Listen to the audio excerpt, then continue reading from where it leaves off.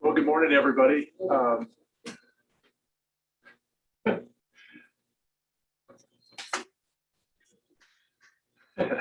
morning, everybody. Welcome to the County Commission meeting for April 20th, 2021. Thanks for joining us here in person and then remotely. Thank you all. Just to get going, before you get going, if you have a public comment to make, if you'd raise your hand. If we don't see you, please just unmute yourself and speak up and we'll get you the floor. So I'd like to call the April 20th, 2021 County Commissioners regular meeting to order. Commissioner Rivera. Here. Commissioner Richardson. Here. And Commissioner Gosar is here also. I'd like to stand for the Pledge of Allegiance, please.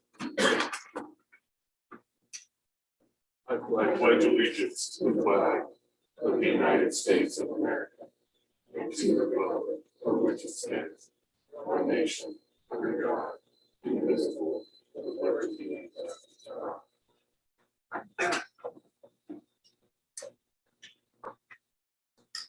All right, item number 3 this morning, public hearing. And the hearing is a transfer of a liquor license from Juanita Engen. Am I saying that right, Juanita? Okay. LLC doing business as a Trading Post Centennial to Trading Post Centennial LLC doing business as Trading Post Centennial. Would anybody like to make a comment about the transfer of the liquor license?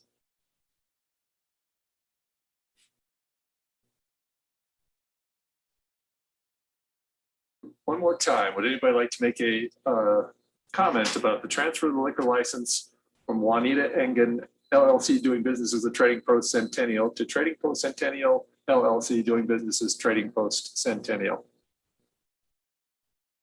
Going once, going twice. I'd entertain a motion to close the public hearing, please. Second. Moved and seconded. Any further discussion? Hearing and seeing none, all those in favor signify by saying aye. Aye. Aye. Aye. All those opposed, same sign. Motion carries. And I'd like to move to item 4, comments from the public. Are there any public comments this morning? Mr. Torres, good morning, welcome. The floor is yours. Good morning. I have something I wanted to bring to your attention, and it involves me spending some money. So I wanted to make sure you guys know what this is.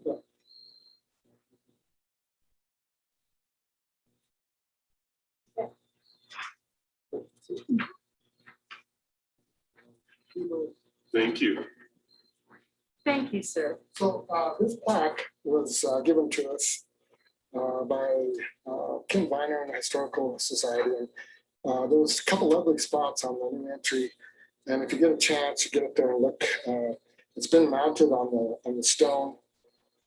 As you enter, it's on the left-hand side. There's a couple of lights that they had to remove, and there was these ugly round things on there. That this was a perfect spot to cover those up. It was, and it looks great. If you get a chance to look at it, what I'd like to do, and I contacted this company, if they could make us a second one to balance out and have it on the other side. But on the second one, I'd like to have a picture of the old courthouse, original one in 1871.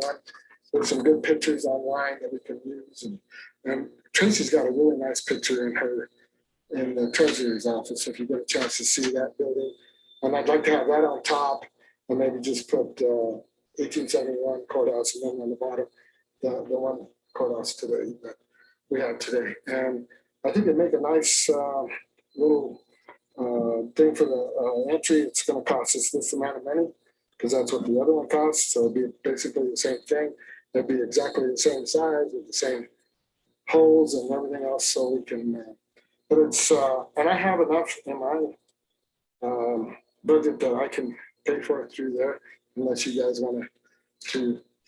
Tracy was thinking of bake sale, but I don't want to wait that long. And so anyway, I just want to bring that to your attention and see if you guys have any comments that you'd like to have, or if you think it's a good idea. Commissioners, any questions, comments for Roy? Mr. Chairman, I Yeah. like the idea. Yeah.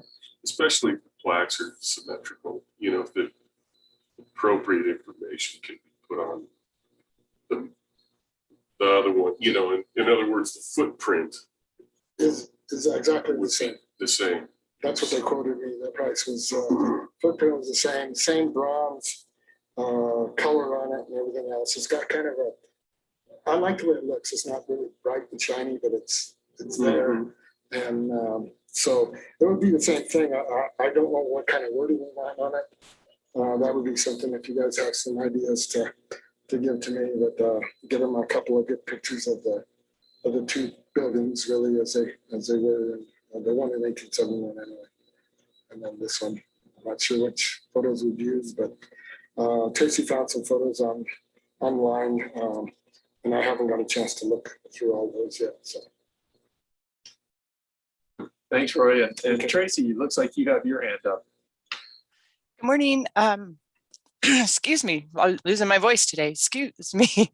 Good morning, commissioners. I did have some thoughts on this that maybe it could be appropriate to use some courthouse renovation funds. We have a little bit money left in that fund that I think would cover him on this. That way he doesn't have to use his budget because he might need his budget through the rest of the year. That's my only thought. Thank you, Tracy. I appreciate it. Mr. Thank you. I agree with that. His is a maintenance budget, Right. not a construction one. Thanks for the thought, Tracy. I appreciate it.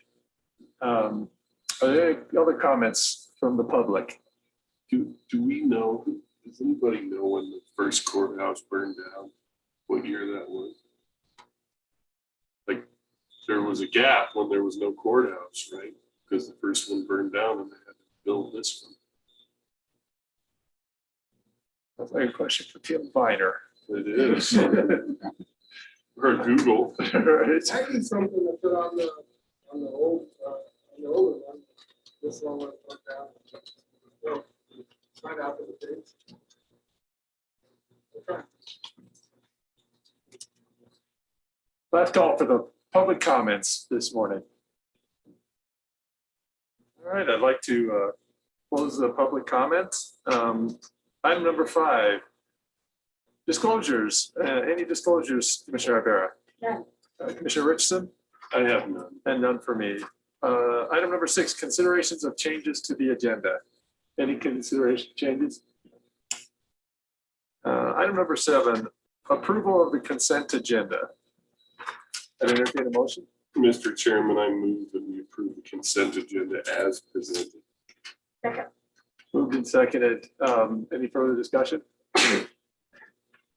I just have one change on the vote for the wind permit last time. I voted in it opposition, and it came out as a 3-0. So just if we can make that changes. Let's see.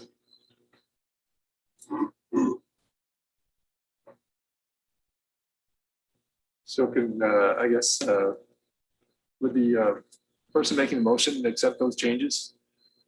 That change?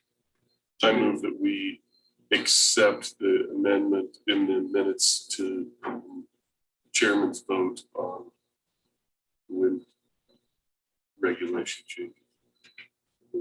Okay. I guess it wasn't regulations, it was the acceptance of the completion of the application. Yep. It's been moved and seconded. Any further discussion? Hearing and seeing none, all those in favor signify by saying aye, please. Aye. Aye. Aye, all those opposed, same sign. Motion carries. Item 8 in the regular agenda. Present for approval, transfer of liquor license from Juanita Engen LLC doing business as Trading Post Centennial to Trading Post Centennial LLC doing business as Trading Post Centennial. Kayla, looks like I have you listed. Good morning. Good morning, Chairman Gosar and Commissioners. This morning I have a transfer of a liquor license. It's basically transferring from one LLC to another and adding. From what we looked at before, Juanita was the only one on the previous LLC, and now Harmony is on the new LLC. And I have both of them here. If anybody has any questions, it's been reviewed by Peggy and by the sheriff, and there are no issues. Commissioners, any questions, thoughts, comments? I'd entertain a motion for item 8.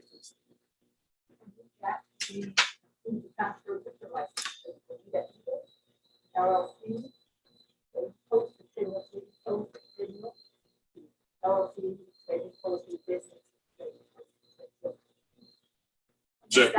It's been moved and seconded. It's the commas. Been moved and seconded. Any further discussion? Hearing and seeing none, all those in favor signify by saying aye. Aye. Aye. Aye. All those opposed, same sign. Motion carries. Thank you, Kayla. Item 9, present for approval amendment number 2 to contract between Albany County, Wyoming and Tri-Hydro Corporation for the environmental site assessment services for the property at 219 Avenue C, Rock River, Wyoming, in the amount of $13,291, and direct the chairman to execute the contract amendment. Good morning, Bill. Thank you. Morning, Mr. Chairman, Commissioners. Yes, this is to add contract administration services to Tri-Hydro's contract. I originally thought that we had some money left in the design phase, but actually the way they're doing the project, that money's still committed for the work they need to do after they tear down the building. They need to do the groundwater investigation, so that's why we're gonna have to add additional funds to this. Have them come out and do spot checking and administration of the destruction contract, I guess. Commissioners, any questions? Mr. Chairman, I have one. That is, I'm trying to remember, I can't do an accounting out of my head on how much money we were awarded from SLIB to do this. This is about 200,000. So we're gonna return some money in the end. Yeah. I'm sure That's we will. good. I was trying to make sure that we weren't reaching into we were gonna have to come up with money to cover it. If that makes Well, sense. I think a lot of the engineering part of it is gonna be a lot bigger share than normally would be allowed. So I think that is gonna have to come out of the county funds. What do you think that SLIB will, They have a limit, and usually it's around 10%. This is gonna be way over 10%. that's only because the demolition was less. Demolition was way lower than I ever anticipated. But If the demolition price goes down, then right, then somebody decides on a percentage basis that the engineering cost should go down with it. right. I mean, that's just the way they figure their grants, but Maybe we should spend it all then so that they won't raise their eyebrows at us. well, I'm not sure how we're gonna do that. Build a new building there or something. Isn't it weird? It's weird how these things work. Yeah, and the problem is for small projects, the engineering is always a higher percentage. Because some of the same things you gotta do on every project. Right. You can't spread it out over millions of dollars, so it becomes kind of problematic for these smaller jobs. I would think that the state would be glad to get some of those rare finite funds back rather than question our stewardship of it, just because it is what it is.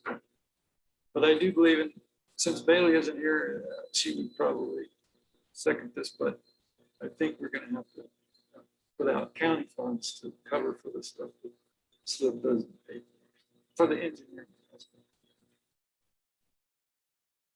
I know this 13,000 plus is the order change calculated by Tri-Hydro.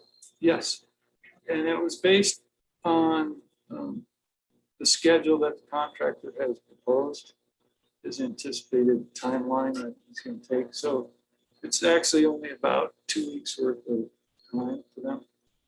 And it may end up being less, that they'll charge us based on the actual time.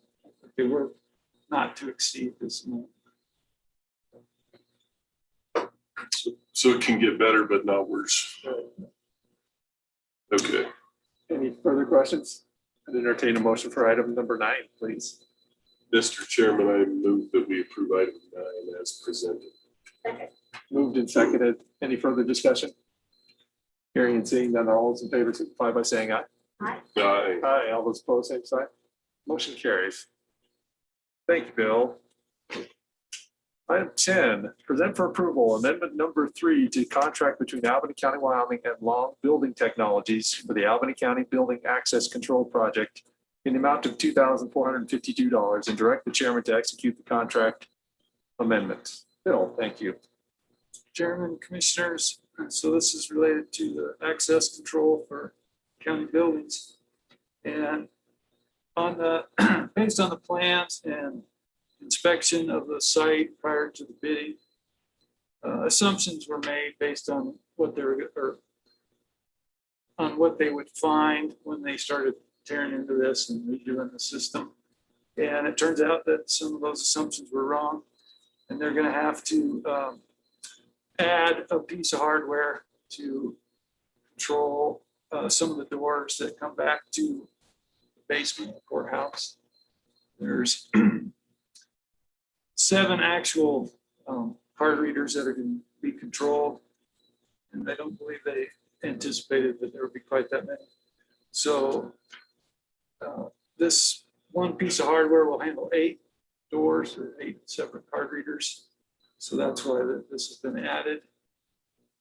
That's probably the best explanation I can give you based on my understanding of this whole electronic business. So these are wireless. No, not these are the hardware ones. Gotcha. But there's, I guess the point is that they don't have enough controllers to run all of the different locks, because a controller can only run a certain number, and then they have to add another module that we would call a controller. Right, there's modules that handle 2 doors a piece. And for some reason, whether it's actual space in the closet or just the way things are laid out, they didn't anticipate that they were going to need, instead of having 4 different units coming to this location. So this one board handles 8 doors. Now, the original request that they submitted had another piece of hardware that was about another $6,000, and after discussing it with them, they were able to figure out they didn't need that other piece of hardware, so dropped it down to $2,500. Commissioner Rivera, anything? I'd entertain a motion for item number 10, please. I move that we approve item 10. Second. Moved and seconded. Any further discussion? Hearing and seeing none, all those in favor signify by saying aye. Aye. Aye. All those opposed, same sign. Motion carries. Thank you. This will allow them to continue working and get things done in a timely manner. So I appreciate that. Thanks, Bill. I have a question. Sure. Do these things happen because there's some confusion between what our RFP says the project is and what they think the project is, or is it? Well, yeah, I think a lot of it is, there's a limited amount of time for contractors to look at the project, when they're showing it before the bidding. So they do the best they can, looking at, the boards and the closet, and there's a rat's nest of wires coming down, and they're trying to figure all that out in a few minutes. So they would know what they have to buy. Right, what they're up against. I guess I would kind of liken it to if you're doing a plumbing project in your house and you go down to Home Depot and you buy 27 different kinds of fittings, and you get home and you never have the right one. Right? You got to put 2 different elbows in there that you didn't buy. Right. So it's kind of the same thing, and they discovered this after the technician spent like 3 days tearing into the system trying to figure it out so that he could redo it. Mhm. So it's something that, the engineer, you could say, well, the engineer should have figured it out as well. But, the system wasn't working, parts of it, so it's really hard to diagnose it unless you tear into it.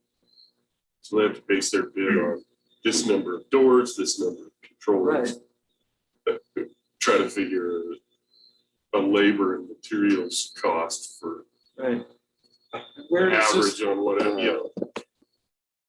I get it. right, where does this wire go? Does this wire go to the first floor? Does it go to the We do basement? these things in our business. You know, If you're if you have 60% certainty, you're in trouble. If you have 90% certainty, probably live with the 10% uncertainty.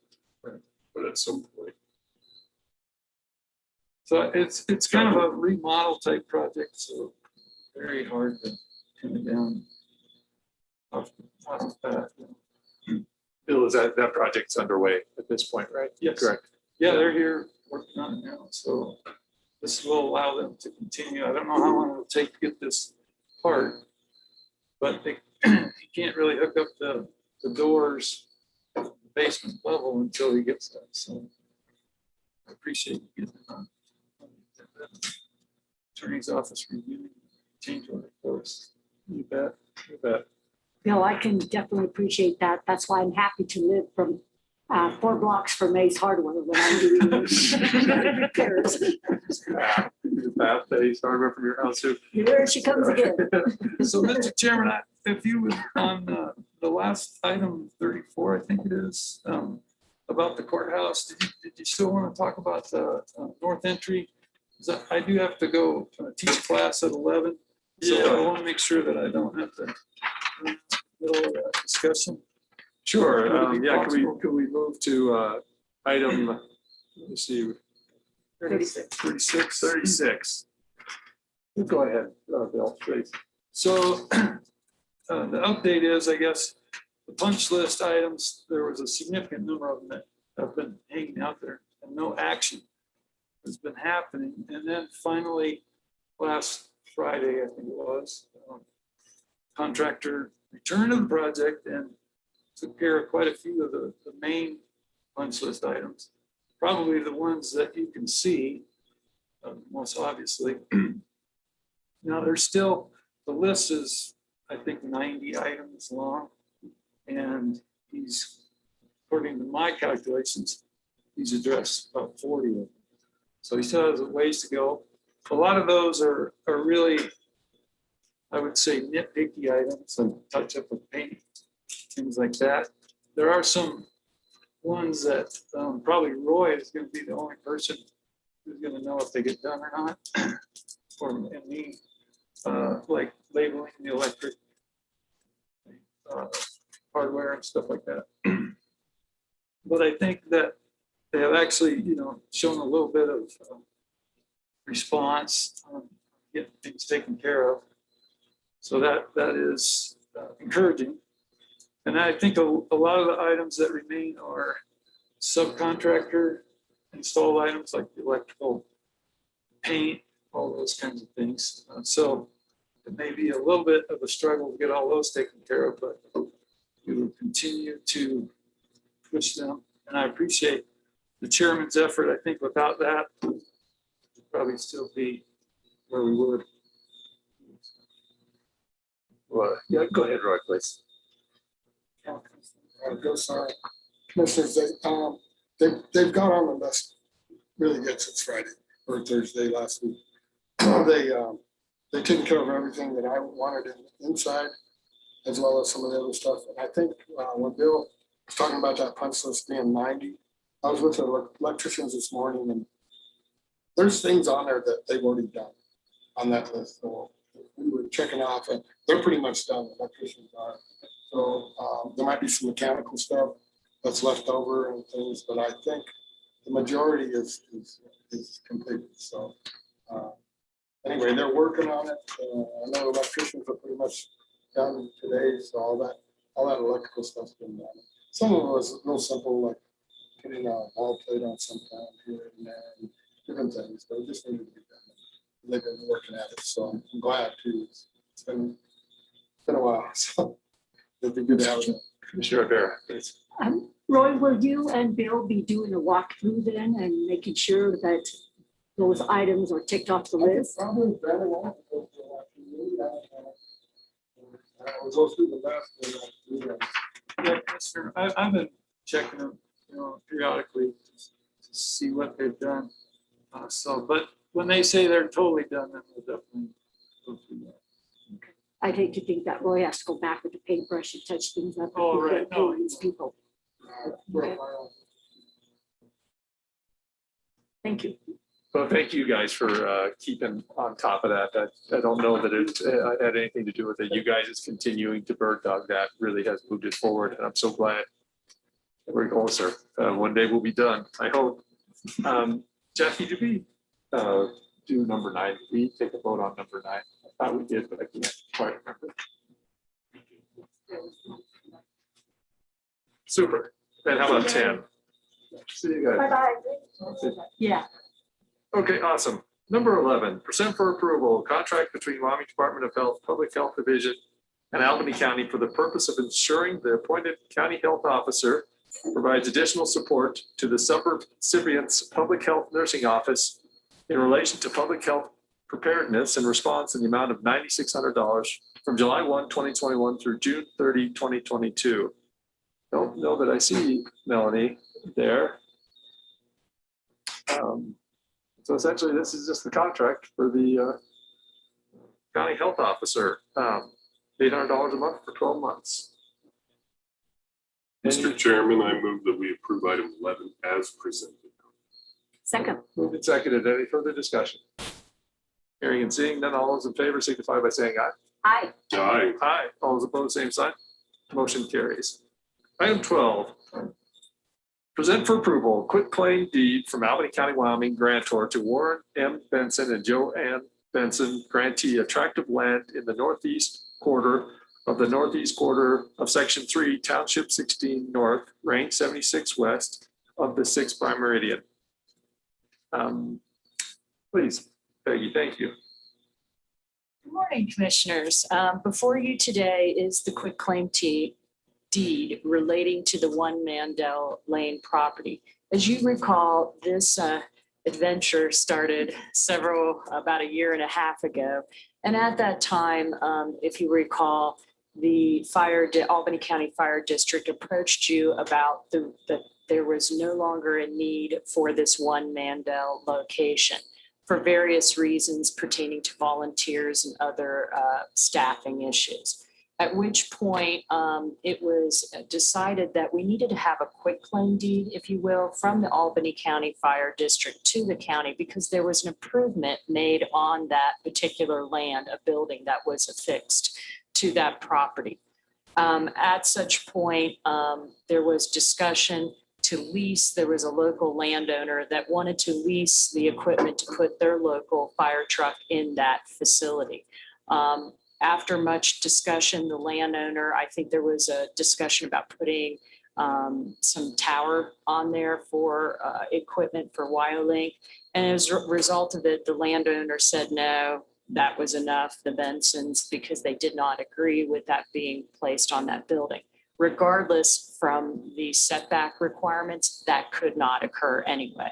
So we were able to rescind that agreement, if you will, with the company to put the tower on that property. In addition, you, as the commissioners, have rescinded the lease agreement from that individual who had temporarily placed his fire truck in there. I believe that that it was the end of March. He was to have that equipment out. You graciously gave him some time because he had fallen ill and was down in Denver. And I believe that equipment has been removed. I'm not sure, but I think it has been. At this point, after much discussion with the Albany County Fire District, and I want to thank Chad, our Albany County fire, he along with EMA had contacted the fire district and discussed this with the Bensons about whether the Albany County Fire District really wanted, really intended for this to go back, or did they want to have other items? But after much discussion, it was determined that there was no longer a desire to have that property. So we're before you today to quitclaim the property back because there was a reverter clause that if it wasn't used for fire suppression, and at this point, it's not being currently used, it's by a landowner and was not providing the fire suppression to surrounding properties, and also gives the false security that was occurring if there's equipment in there. So with that said, there is an improvement on the property. At this point, that was affixed to the land. There was no agreement between the landowner for the improvement on the property and how that would be resolved if the property went back. It was the fire district who had provided that. So at this point, we have no agreements from prior administrations, nothing on this land. So this is before you today to quit claim it back to the Bensons. I think there has been conversation that in the future, if it is the desire of this commission to start again a fire department or something out there, that they would consider in the future, my understanding. That's all hearsay. I didn't hear that firsthand. So at this point, the deed was prepared for you at your direction to quit claim it back to the Bensons, and thanking them for the years that they allowed us to utilize that land. Thank you. Thank you. Thank you. Charbera, please. Yes, Peg, so is there anything, the Bensons aren't asking us to remove the building or the structure No. there? To the best of my knowledge, they are not requesting you to remove the improvement. At this point, it will remain on that property. As a matter of fact, the quit claim then gives the interest of that building back to them. And this will go back on the tax roll of them to pay property taxes in for that improvement. Thank you. Any other questions, comments? I'd entertain a motion for item number 12. Mr. Chair, I move that we approve item number 12 as presented. Second. Moved and seconded. Any further discussion? Hearing and seeing none, all those in favor signify by saying aye. Aye. Aye. Aye. All those opposed, same sign. Motion carries. Thank you, Peggy, for that. And yes, they did. I talked to me. I did not talk to the Bensons specifically. I talked to a person in their family and said that if we come back at some point and need to reestablish, that they would entertain talking about that with the land. So thank you. 13, present for approval, quit claim deed from Albany County, Wyoming, grantor to Kennard F. Nelson, trustee of the trust established by the last will and testament of Melvin S. Brazell, senior grantee of tract of land located in section 28, township 16 north, range 73rd west of the 6th prime meridian. Mr. Nelson and Ms. Powell are listed. Mr. Chairman, I don't know if they're present. Oh, there he is. I didn't even recognize Mr. Nelson. I apologize. Go on up, Mr. Nelson, please. Wow. I'm sorry. Thank you, Mr. Chairman. Actually, the information is contained there for, since I believe 1984, Mr. Brazil was taxed on a piece of property that I believe was what is contained in this. The original quit claim deed contained well, the description just was not met, but from 1984, at least until 1992, when Mr. Brazil died and I became in charge of the property, we paid taxes. 2 years ago in March, we became time to close the trust and distribute the monies to the Shriners Hospital for Crippled Children and Cathedral Home for Children. At that time, we started with a survey, finally got the survey, got an appraisal. During the course of the appraisal, it was determined that the assessor's office was not sure what they were taxing.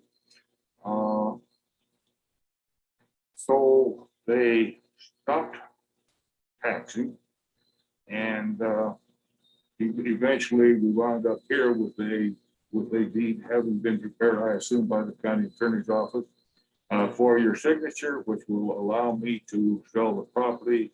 Actually, the closing is scheduled for Thursday, and get those monies distributed to the Cathedral Home for Children and the Shriners Hospital for Children.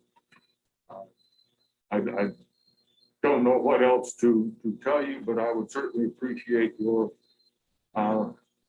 signing that quit claim deed, putting that property back on the tax rolls, and having been removed for 2 tax years now. And allowing me to get things closed and money distributed. Have you any questions? Any questions, commissioners? Mr. Nelson, why did you say you started this? Well, your involvement began in June of last year. How about The you? county's involvement. I started getting the process of getting the property sold in March of 18, March of 19, 2 years.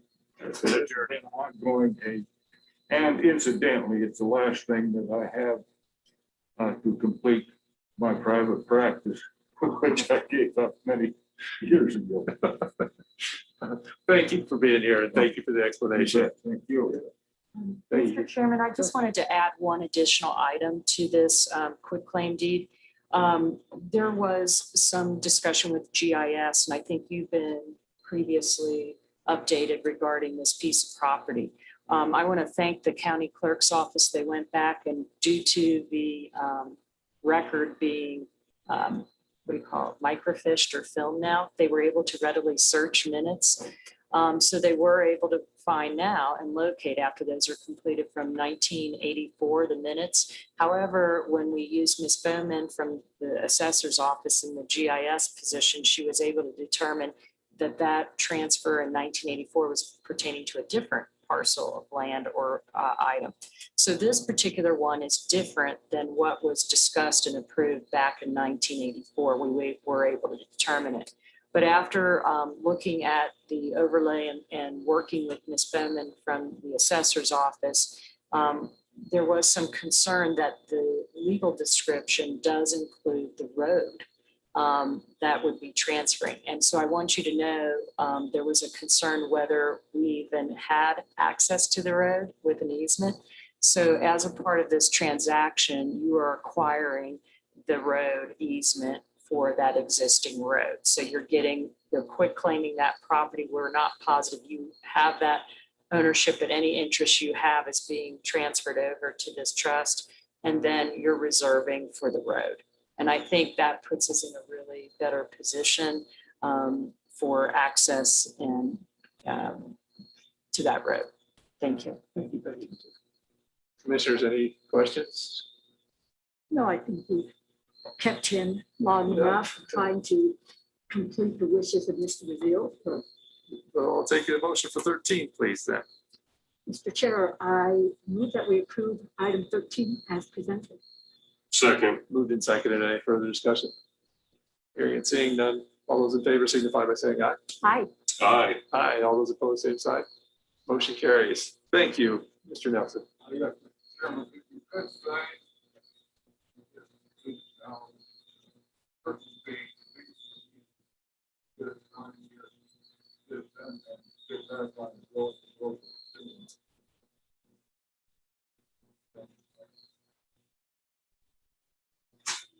So we can record the document for you if you would like, sign it, and record it with that, and then we'll have it sent to you. Okay, but can I get a copy? Yeah, before we record it, yeah, because it'll be recorded immediately, because I realize there's a closing, so we can take care of that too, facilitate that. Okay, do I need to sign something?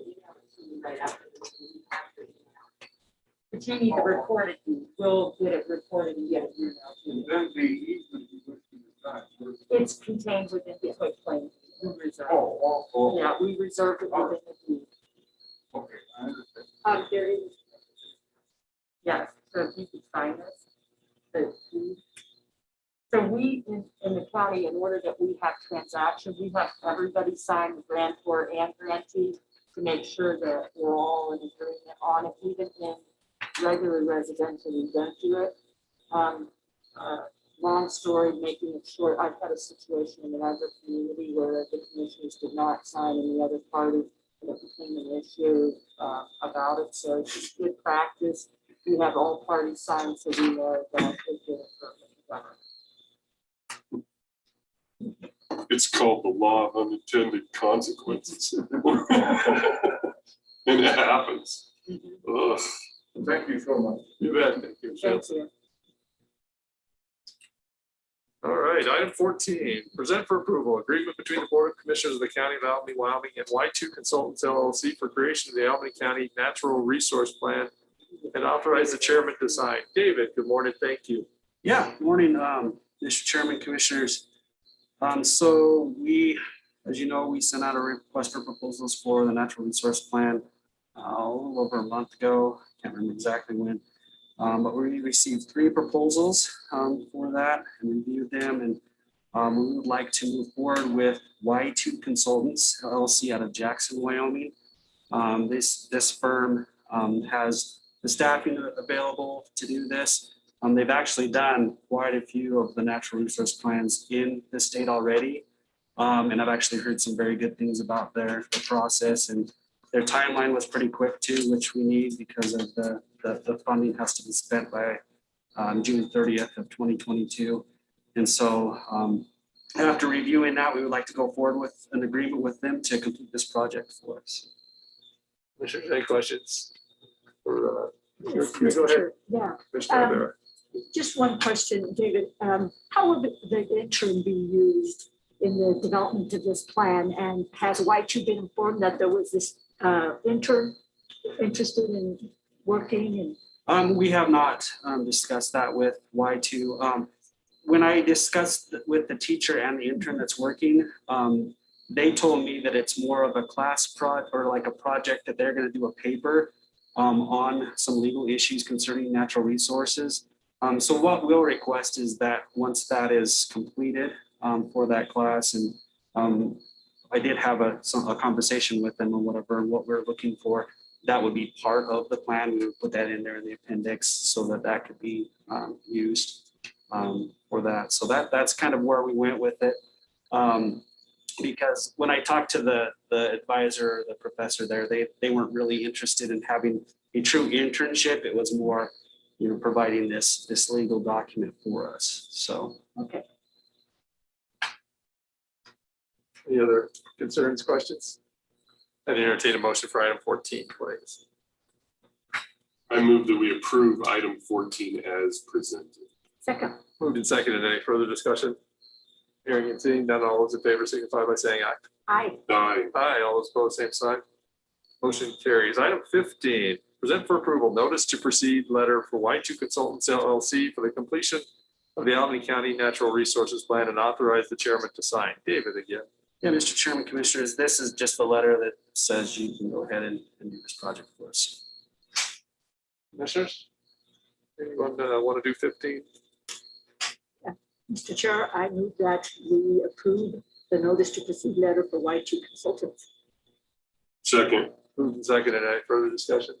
Hearing and seeing none, all those in favor signify by saying aye. Aye. Aye. Aye, all those opposed, same sign. Motion carries. Thank you. Oh, we got one more, David.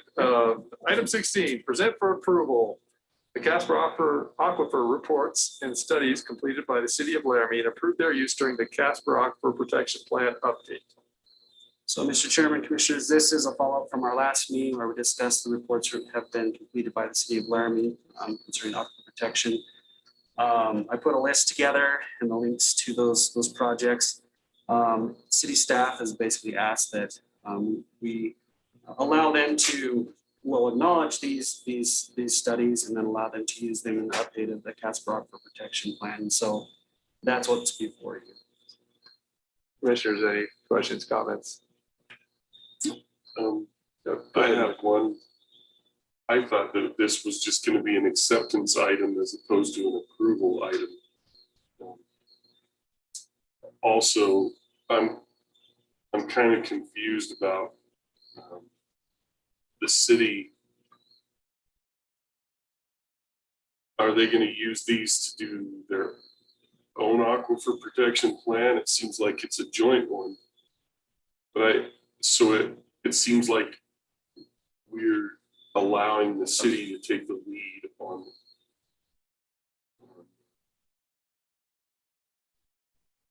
the creation of a joint aquifer protection plan. And I don't think that's appropriate considering that 5% of the aquifer protection plan area is inside the city and 95% of it is in the county. Seems like we should take the lead on that.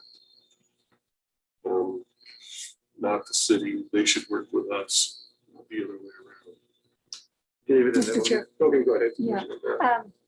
This is just to acknowledge some tests that had been done, some studies that had been done that apparently the commission before me had not approved or had not acknowledged. And Right. that's all they want.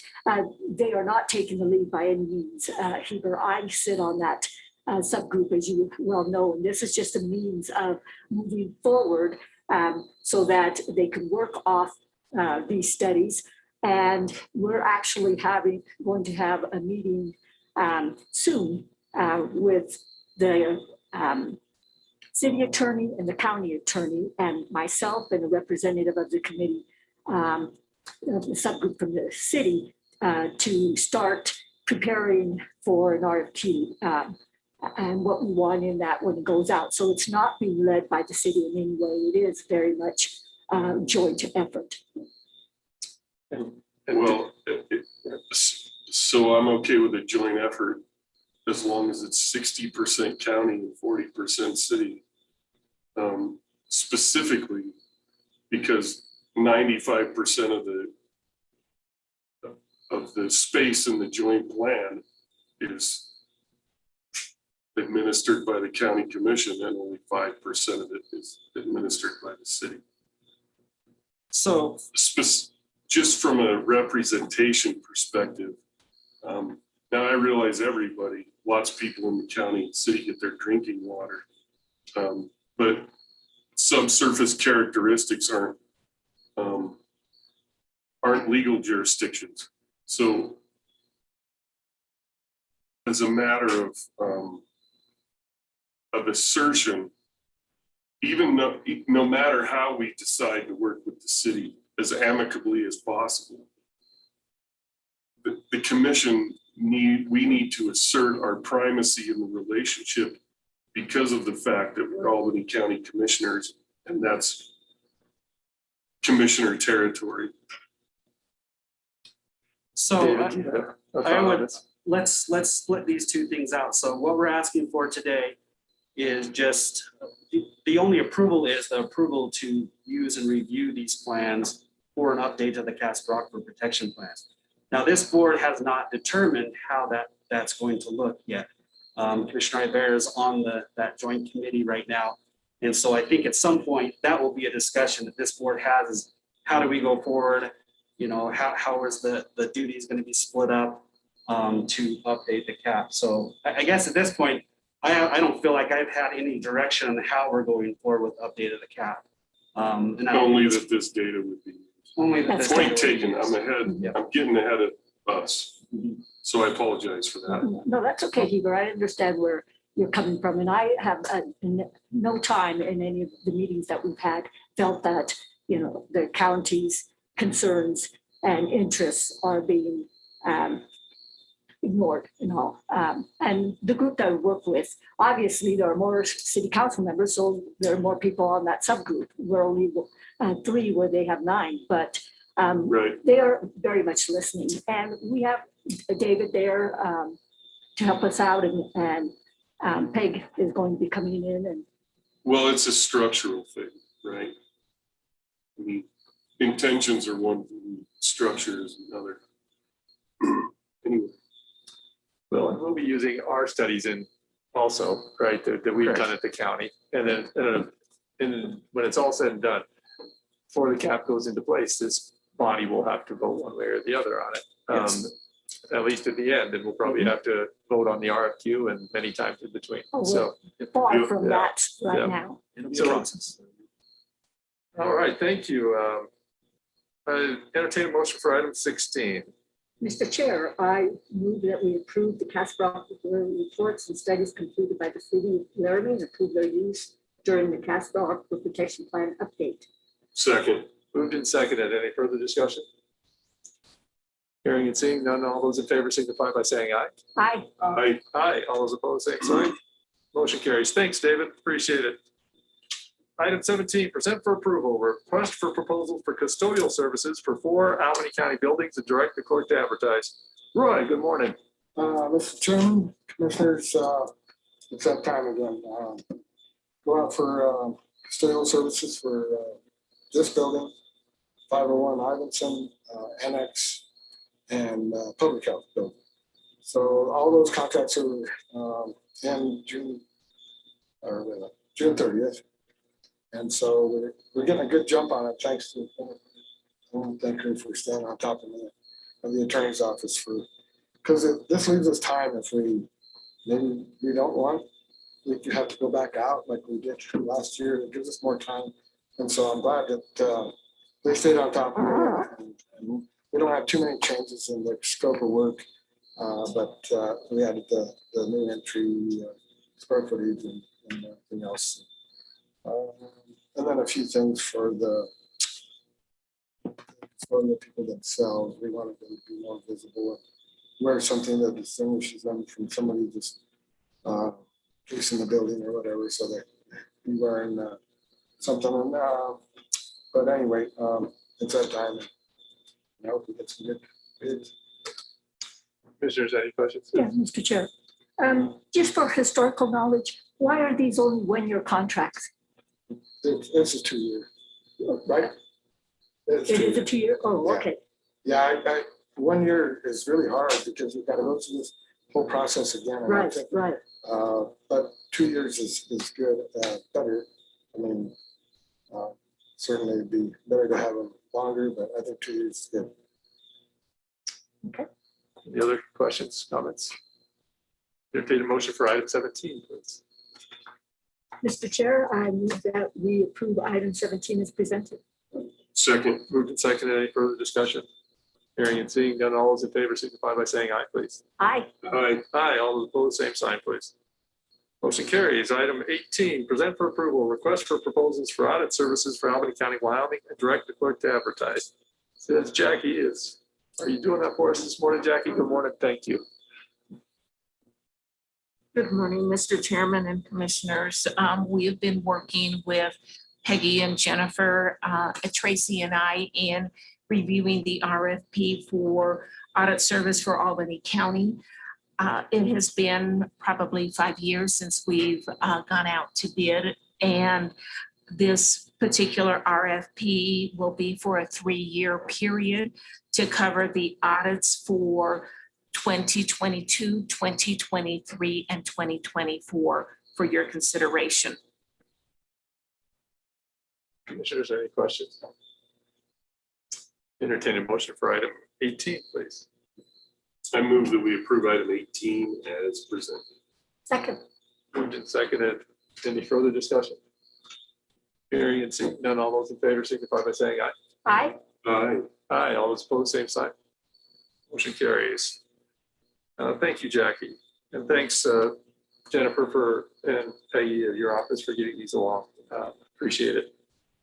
19, present for approval, Albany County Prevention Specialist Office Lease for their 2020 Grant Suite 502 office for the period from July 1, 2021 through June 30, 2022 in the amount not to exceed $9,686.88. I have Susie and Kaylin on the agenda. I thought I saw on there. Yeah. We're here. Hey guys, good morning, welcome, and the floor is yours. Good morning. So we are presenting just the renewal of our lease for our current office. It has been approved through our grant, and it's the office that we've been in this whole time. So it's just a continuation of where we've been. Commissioners, any questions? I entertain a motion for item 19. I move that we approve item 19 as presented. Second. Moved and seconded. Any further discussion? Hearing and seeing none, all those in favor signify by saying aye. Aye. Aye. Aye, all those opposed, same sign. Motion carries. Thanks, guys. I appreciate it.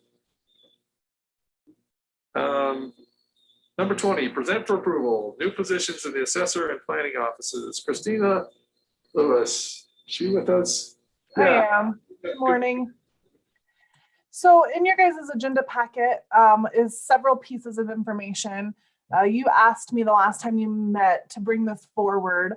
So this is bringing forward the full-time addressing position in the planning office, the GIS position, and then the property specialist position that that Grant would like if we move Karen into that GIS role.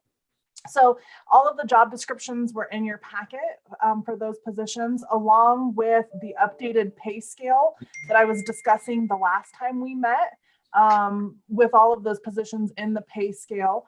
And then there is a fiscal impact sheet in there as well that goes over roughly what the board would be looking at to have all three of those positions. Do you guys have that financial impact sheet in front of you? I didn't see it, Christina. Okay. Commissioners, I can certainly make a copy for you. We did not provide the information because it was stated by name, and we didn't want to disclose the names of the individuals at this time. But we did make a copy really fast. I apologize that I did not have the copies available prior to this. Okay, so while that's being made, I'll kind of go over it briefly for you. So the request financially, here's what we're looking at. We've got the property specialist at $30,000. The senior GIS analyst position, I tentatively budgeted for $57,200. And then the addressing coordinator position at $38,000. So the total amount of salary that we would need is $125,200. Currently, the budgeted salaries that we have, our old GIS director's salary was at $85,000, and Karen's salary was at $52,200 for a total of $137,200. So currently, we have an excess of $12,000 in the salary line item alone, meaning that those two salaries will actually cover the three salaries for the three positions that you asked me to bring forward. So from a salary standpoint, we are fine and we have enough money to cover.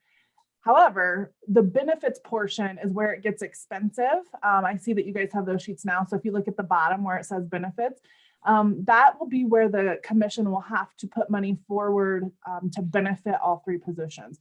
Karen's position is already benefited, so we'll just transfer over. So we really only need to benefit two positions. When we look at benefits for a position, we assume that whoever takes that position will need full benefits and will cover an entire family. So it's the most money out of pocket.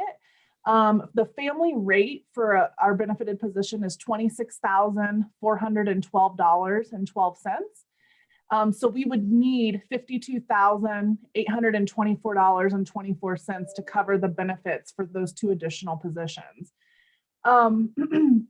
Alan's old position was already budgeted for some insurance premiums, but he was at a single rate only. So we have about $10,000 or so that would carry over from Alan's benefits.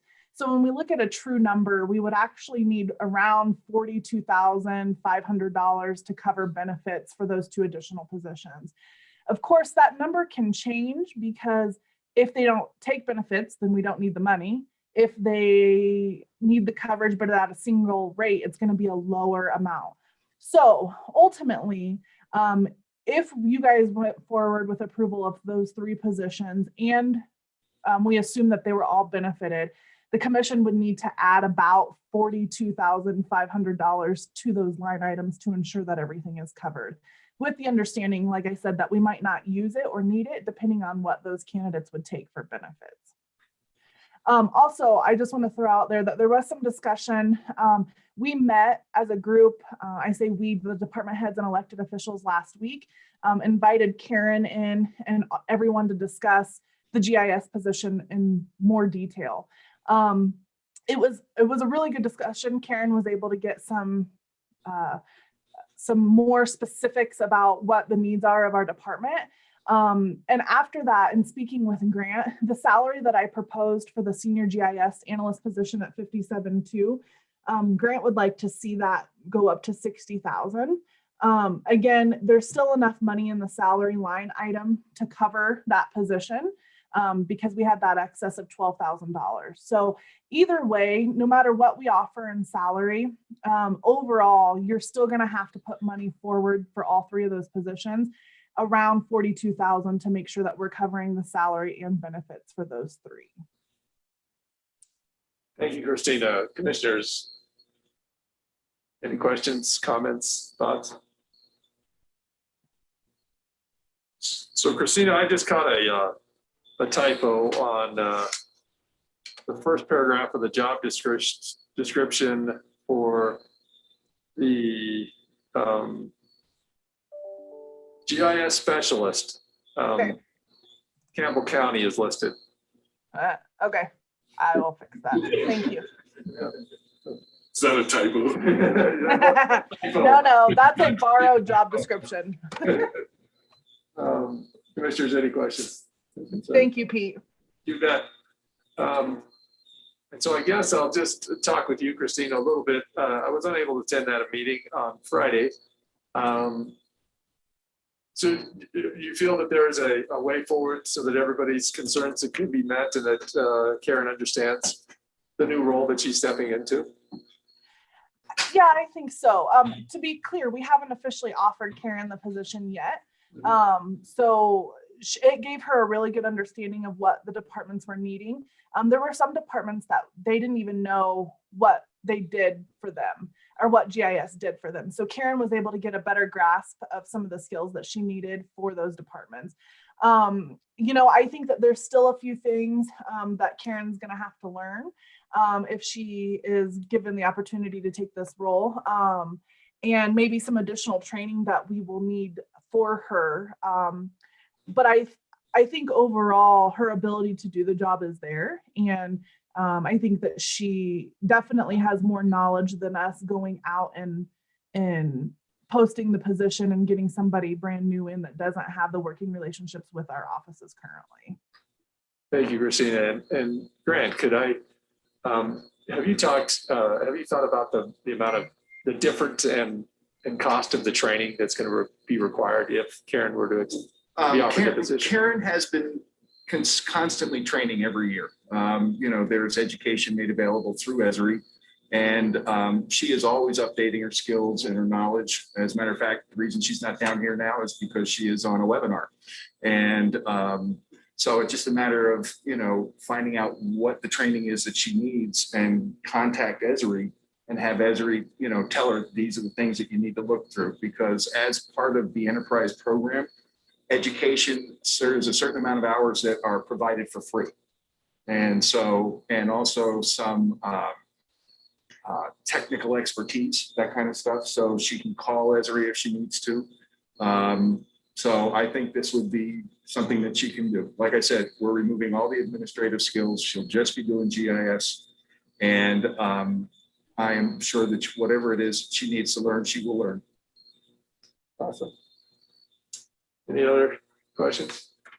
Mr. Chairman, you know the great thing about a new challenge in a job? Keeps it from getting stale, and challenges are good. She's very much anticipating, she hopes she gets this. She does. She is very much looking forward to possibly doing this. All right, commissioners, I would entertain a motion for item number 20, please. Thank you, Grant. Mr. Chairman, I move that we approve new positions in the assessor and planning offices. Second. Moved and seconded. Any further discussion? Hearing and seeing none, all those in favor signify by saying aye. Aye. Aye. Aye. All those opposed, same sign. Motion carries. Thank you for doing this, Christina, and for the background. And I know the city has some GIS, so if we need a little help, they'll probably be able to help us along some of the historical stuff like elections that Alan had such a handle on over the years, but the city has to do that work too. So You're welcome. Thank you very much. I appreciate everything. you bet. Item 21, award bid for the purchase and delivery of one 2021 full-size four-door, four-wheel drive police package pickup truck to Laramie GM Auto Center in the amount of $34,000. Sheriff Appleham, good morning. Good morning. This is to present the bid to Laramie GM to replace one of our vehicles. We only received one bid and it was from Laramie GM. Commissioners, any questions, concerns? I'd entertain a motion for 21, please. I move that we approve item 21 is presented. Second.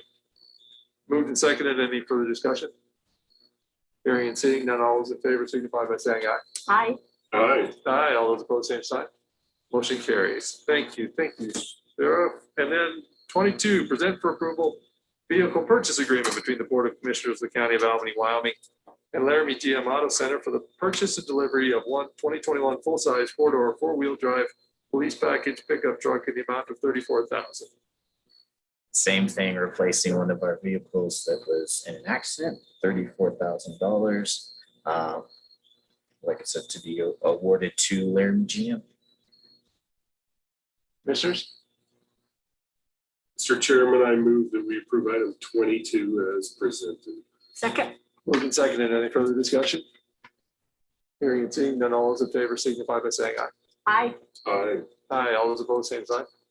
Motion carries. Thank you, Sheriff. Thank you.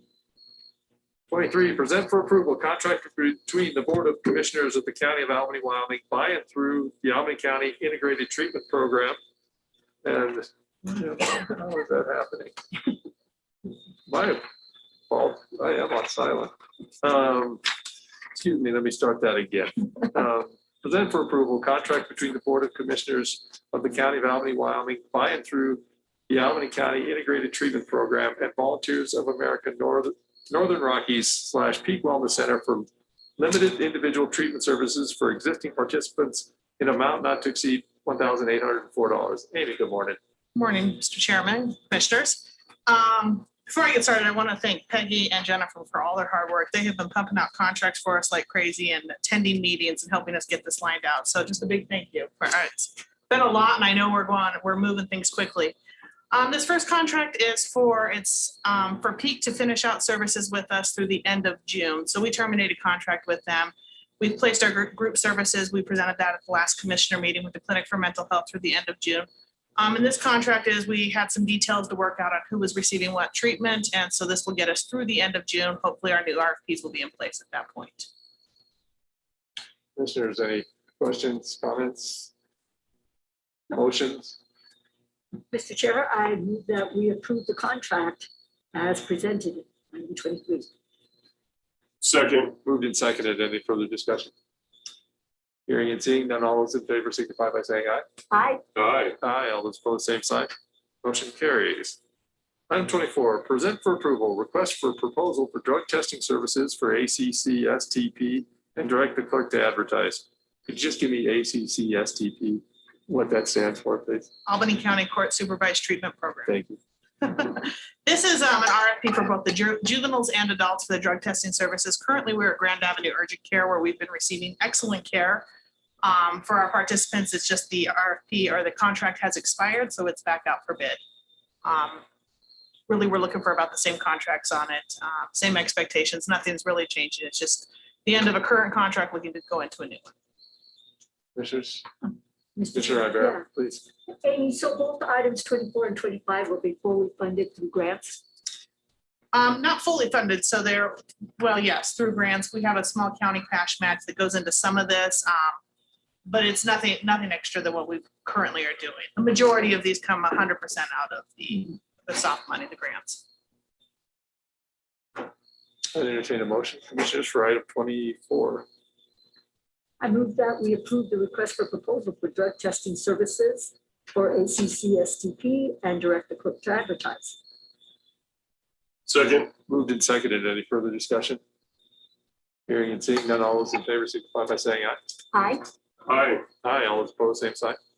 Motion carries. Item 25. Present for approval, request for proposal for psychiatric nurse practitioner services for ACC STP and direct the clerk to advertise. Amy, please. This is the part of the program for when we pull out our services from, when the Clinic for Mental Health terminated the contract with us, and we started moving forward to hire new therapists. we need to contract with a psychiatric nurse in the community to provide medical treatment. Essentially, everybody coming into the program has the opportunity to seek medical assistance as we know when we're taking people off of substances. It's real important to see if there's a mental health issue, or if there is an actual medication that we can help offset some of that. So it is very important to us as folks come into the program that they visit once with a psychiatric nurse, and then throughout the program, if they're placed on medication to help get off of substances, they see them throughout the program. Otherwise, some people come entirely off. Our program also runs a Suboxone program or a inhibitor. So we also would like to have somebody who could do that. So this is for $2,300 a month, and we are looking to contract this service out with somebody in the community that would join our team. Commissioners, any questions, concerns, comments? Item 25, I take a motion, please. Mr. Chairman, I move that we approve the request for proposal for a psych nurse practitioner for services for the Albany County Court Supervised Treatment Program. Second. Moved and seconded. Any further discussion? Hearing and seeing none, all those in favor signify by saying aye. Aye. Aye. Aye. All those opposed, same sign. Motion carries. Thank you, Amy. Thank you. Have a good day. You too. Discussion 26, discussion regarding the Rock Creek Wind Project. Chase, good morning. Good morning. I'm actually Michael Stedman. This is Chase here. Chase and Michael, welcome. The floor is yours. Yeah, thank you for having us. It's going to be a little bit of a slower pace. You guys have really been cranking through them, so I appreciate that. We do have a slide deck that I see there. Yeah, which one you want to go for? The one about that, please.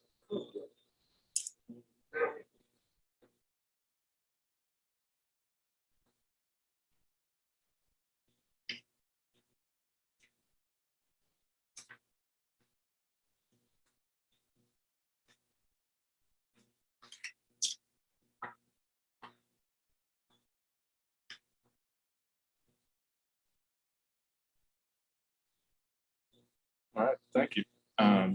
Chairman, Commissioners, my name is Michael Svedman. I am here on behalf of Invenergy, which is a privately held American-owned renewable energy company headquartered in Chicago. I'm out of our Denver office. We've got a pretty big contingent there. Here to just have an introductory meeting on a project we're working on in both Carbon and Albany counties. The majority of it is indeed in Albany County. So just going to give you a little bit of a run through on Invenergy, talk about the project specifically, can answer questions as they come up throughout or at the end, either one, but just introducing everything. So Invenergy in general, we are, as I said, privately held, based or headquartered in Chicago. We've developed over 105 wind projects alone, primarily in the US, over approximately 17,000 megawatts of wind and a significant number of solar projects as well. Basically, we've been around since 2002, more or less, and have had continued sustained growth through that due to us coming into communities doing things the right way. And I do firmly believe we wouldn't have the success we would have had if we didn't do things the right way. A little bit about just the impact in general to Invenergy. In 2019 alone, we provided $216 million in economic investment. That includes, wages and benefits, lease payments, state and local taxes across the U.S. and all of the various projects we're into. We have, as a company, we hire a lot of veterans. Approximately 10% of our workforce are currently veterans, and you can see on the right here or in your package, those are just some various kind of awards that we've won recently. Really just showing that we're a real company with big assets, have been doing this for a while and aren't a, fly-by-night organization. To demonstrate that, there are some projects that we have recently finished in Carbon County. I believe some of my predecessors came and talked to the Albany Commission a couple of years ago about the TV and Echo Flats projects, which you guys may or may not be familiar with. Those were developed by Invenergy and then transferred to Pacificor. So they ultimately will own and operate those assets. I think they're coming online right about now. So that was an approximately $900 million investment in this area, and 750 megawatts of power developed in Carbon County. So the idea with what we're calling the Rock Creek project is basically to pick up where Echo Flats and TB Flats left off. So specific to what this is, I guess the real information that you probably want to see. That photo was County Road 121. That's the bridge across it, right there. On that little flats. Yes, it was. You would honestly know better than I was, because that was not a project I worked on. So I'm going to go here a little bit. So here's where the project generally is. It is straddling the border between Carbon County, east of Arlington, south of Rock River. There's 2 points where the power is going to be connected to. One of them is Foot Creek. Foot Creek Rim is where that existing project that's being repowered is right now. And then this is the Aeolus substation up here, Carbon County, just surrounded by the Echo projects. The wind turbines themselves will be in this area right here. The operating McFadden Ridge project is there. Obviously, there's some other things going on throughout there. It will be permitted. It will technically be 2 phases. One will be 190 megawatts. The other will be 400 megawatts. But we're going through the permitting process at the ISC, at the same time. And if you don't know anything about wind farms, when you drive by, it'll look like one contiguous one. They will be built on the same schedule, same time frame, same contractors. They just are going to 2 different places electrically.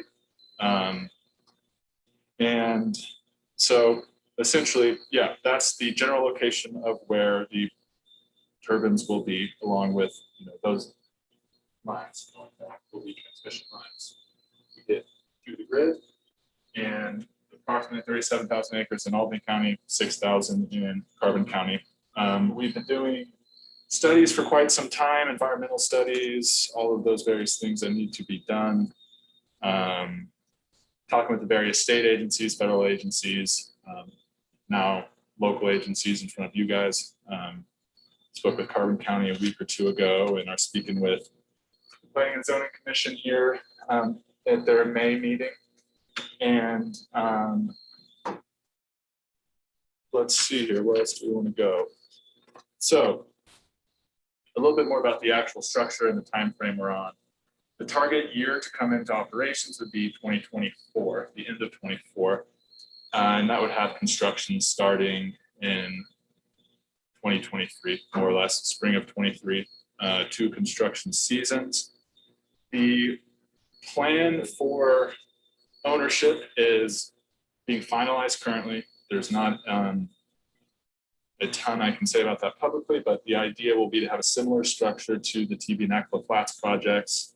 There's potential that instead of, a utility constructing it, that we would construct it and then transfer ownership to them. But the idea now, with nothing officially finalized, will be for, a Wyoming utility to ultimately own and operate the asset. And that we should have information on that in the coming months. We'll keep you guys up to date on that. And that comes with starting local permitting both in Carbon and Albany counties this summer to late fall, and same with the ISC process. We're doing all the studies, we're digging into things locally, we're meeting with Game Fish and Wildlife Services, talking with all those agencies and putting together those big packets. And 590 megawatts split in 2 phases. If you were to ask me today, that would be about 106 turbines. The majority of those will be in Albany County. And that's essentially where that is. Go to the next slide. Mr. Stedman, yes. How tall will those turbines be? Being finalized, if you were to tell me right now, they would be approximately 550 feet tall. We are going through consultation with the DoD and the FAA on that. There are some military training routes in the area, and anything above 500 feet triggers a automatic review to them that they bring down locally to you guys through a notice that you should see or will be seeing. We've worked out a deal on a siting memo with the local Air Force Base and kind of shifted things around to make them happy on that. There are some existing wind farms in their training route, and ours covers a portion of it, but we're able to work out a deal with them on that. But likely what you'll see in the permit will be a broader range. But as of today, everything I'm planning on, it's kind of hard to nail down technology 4 years from now. I would say 550. Thank you. I think the ones at TV and ECLA are around that height, maybe 50 feet shorter. And that height is also, as I'm sure you know, is the total tip height when the blade fully extended. Let's see if we can move forward. That picture was taken on Amy's Ranch.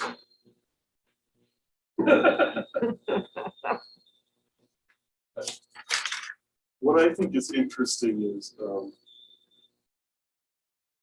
you know, there was a big string of turbines up there on Foot Creek, like 80 of them. Yeah.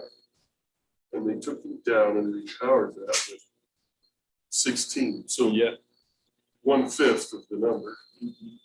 So we have people tell us all the time that wind is highly subsidized, you can't survive without the subsidies. But I think that if I have a turbine that makes 5 times as much power, you know, then I don't have to purchase and maintain 5 times as much equipment for the same production. That's a huge difference in. That is the fundamental of the growth in the last 10 years that you've seen. You know, subsidies exist for everything. Some we can argue, we're not going to argue about any of that. But yeah, the growth in turbines, when you can replace 6 of them with 1 of them that are taller, and capture better wind, steadier wind, and the technology is just advanced and continues to. If you were to look at a project this size, back when that Foot Creek Rim project was built, you'd be talking 400 turbines probably for the same generation, and probably less of an actual output because they're not as efficient. So, Right, they can't run in all the same wind speeds. The taller they are, the cleaner the air is that they. Exactly. The higher up you get, the more steady it gets. And I suppose the forces on that arc, the blade circle, are different from one side to the other. Yeah. So it's kind of challenging to not break that stuff. You know, if you would have told me 5 years ago that turbines would be this size, I would have said that seems like a stretch. And if you're asking me now if I think they're going to get bigger, I said I think we're getting towards the maximum size that we will, but we'll see what the engineers come up with, more or less. I think we're hitting kind of a max balance. There are, honestly, if you get too big in certain areas that are very windy, it becomes inefficient. It's fast kind of just optimizing for the right size. And if you go too big, construction costs get high. Exactly. So we're in a pretty sweet spot now as far as, you know, the turbine technology kind of being pretty ripe. And there's obviously with the Gateway West transmission line that PacifiCorp built recently going through, you know, kind of their play is to take Wyoming wind and move that through their system where they can. Here's general schedule that kind of outlines exactly what I said. Looking to start ISC and county permitting in the coming months, still finalizing things. We'll have lots of more introductory meetings and make sure that everyone's aware of what we're actually doing before we come and talk to you guys. We've talked with Mr. Gerch off and on here for a few months and are, I guess, just now getting to a point where becoming a little more public with what we're doing. Go to the next slide as well here. And just a few points that I have to bring up to the nature of my job here, kind of what we're looking at and expecting our 350 jobs during construction, 20 to 30 full-time operations jobs. Those are considering both of those phases combined. And then, you know, significant amounts of local tax revenue during project life, also, you know, going to the state, and sales tax for purchase, delivery of the actual equipment. And it is in the area where wind is, you know, seen and around. It's pretty nearby those existing projects, the High Plains, McFadden, Foot Creek wind. And in an area, as far as all the studies that we've done, is rural, few residences, high wind, interested farmers farmers and ranchers that are looking to, you know, cash in a little bit on some of this ground here. We're doing the in-depth socioeconomic studies as required to the ISC. Those will be available as well as part of the local permitting here. So once we kind of, come back more, we'll have a lot of the specifics of local impacts nailed down a little bit further and backed up with the actual stats. But this is where we're sitting at now. That's all I have for this. I'm happy to answer more questions or, as things come up. Commissioners, any questions, thoughts, comments? The footprint of that looks like it's on the Booth Ranch and maybe some Dunmeyer property. And maybe another. Not the Dunmeyer property, that's different little area. It's the Wheatland Irrigation District. Yep. It's them and the Booth family, and there are a few other people that own, a section or two within the area that are also part of it. So those are the majority of it. It's not their full ranches, it's kind of segments of it. Yep. Commissioner Bear, anything? Is it Stedman or Svedman, SV. That's SV. All right, Mr. Stedman. Are you guys going through the EIS? Yes. Right now? Not right now, no. No. So there's a bit left to do. Yeah, we're talking with them. They honestly have a lot of stuff going on. So we had our jurisdictional meeting. No surprises there. They have jurisdiction over it. And they want us to submit late summer, early fall. So it's kind of in flux with them based off of their workload. Okay. That land can be pretty checkerboarded through there. Does most of the construction happen on, roads and all that stuff, access roads, does it happen on private land? There will be some involvement, or I guess we're negotiating an easement with the state of Wyoming owned land right now. So there will be portions of the project, assuming we get to a place with them on that, on state land. As far as the wind farm footprint itself, we'll be avoiding impacts to BLM land. So it is, if I had to put a number, I would say it's probably 80 to 90% private land. And the gin ties back to the substations will, I guess, subject to approval and working it out with the BLM, will cross slight corners of BLM property, but nothing substantial. So the majority private land, a chunk, portion on state land, and potential for some crossings of transmission lines on BLM land. Corner crossing. Well, again, honestly, the actual project area itself is mostly big ranches, the Wheatland, Sure. and Booths, and then once you get out a little bit further north, it's a little more checkerboarded. So we're working through that with them. That's kind of part of it all. And Michael, you've secured agreements with all the private landowners? All of them for the wind farm facilities, for the gin ties, back to the substation, we have not. We're honestly doing more detailed analysis on that to make sure we're minimizing impacts. There's some existing transmission lines that run essentially northwest along a road there that we're hoping to follow. So getting more detailed engineering before approaching those landowners. Rob, I see you have your hand up. Rob Fisher's our Road and Bridge Director. Go ahead, please, Rob. I got a question on access. Are most of these access points going to be off of I-80 and on using private roads? And I think there's only one county road in that area. That's the current plan. I'll tell you, we're actually right now, we have our transportation company that we use doing a pretty detailed study and analysis of that. So once we get some answers back, we'll, and we're going to do this anyways, we'll come sit down with you and walk through it a little bit more and make sure that, there's nothing we're missing. We're getting it the right way. Okay, thank you. Thanks, Rob. There really aren't any roads out there except No. internal ranch roads. Internal ranch roads is mostly it. There really are no roads out there. Well, Mr. Stedman and Mr. Marston, thank you so much for your presentation. And we'll look forward to talking with you, I'm sure, a few more times. Yes, just a few. So yeah, no, appreciate you guys' time. We are in the area. We're meeting with folks, making ourselves a little more known, and I'm sure we'll be back and in touch throughout the rest of this. But appreciate your time. Thank you so much. Thank you.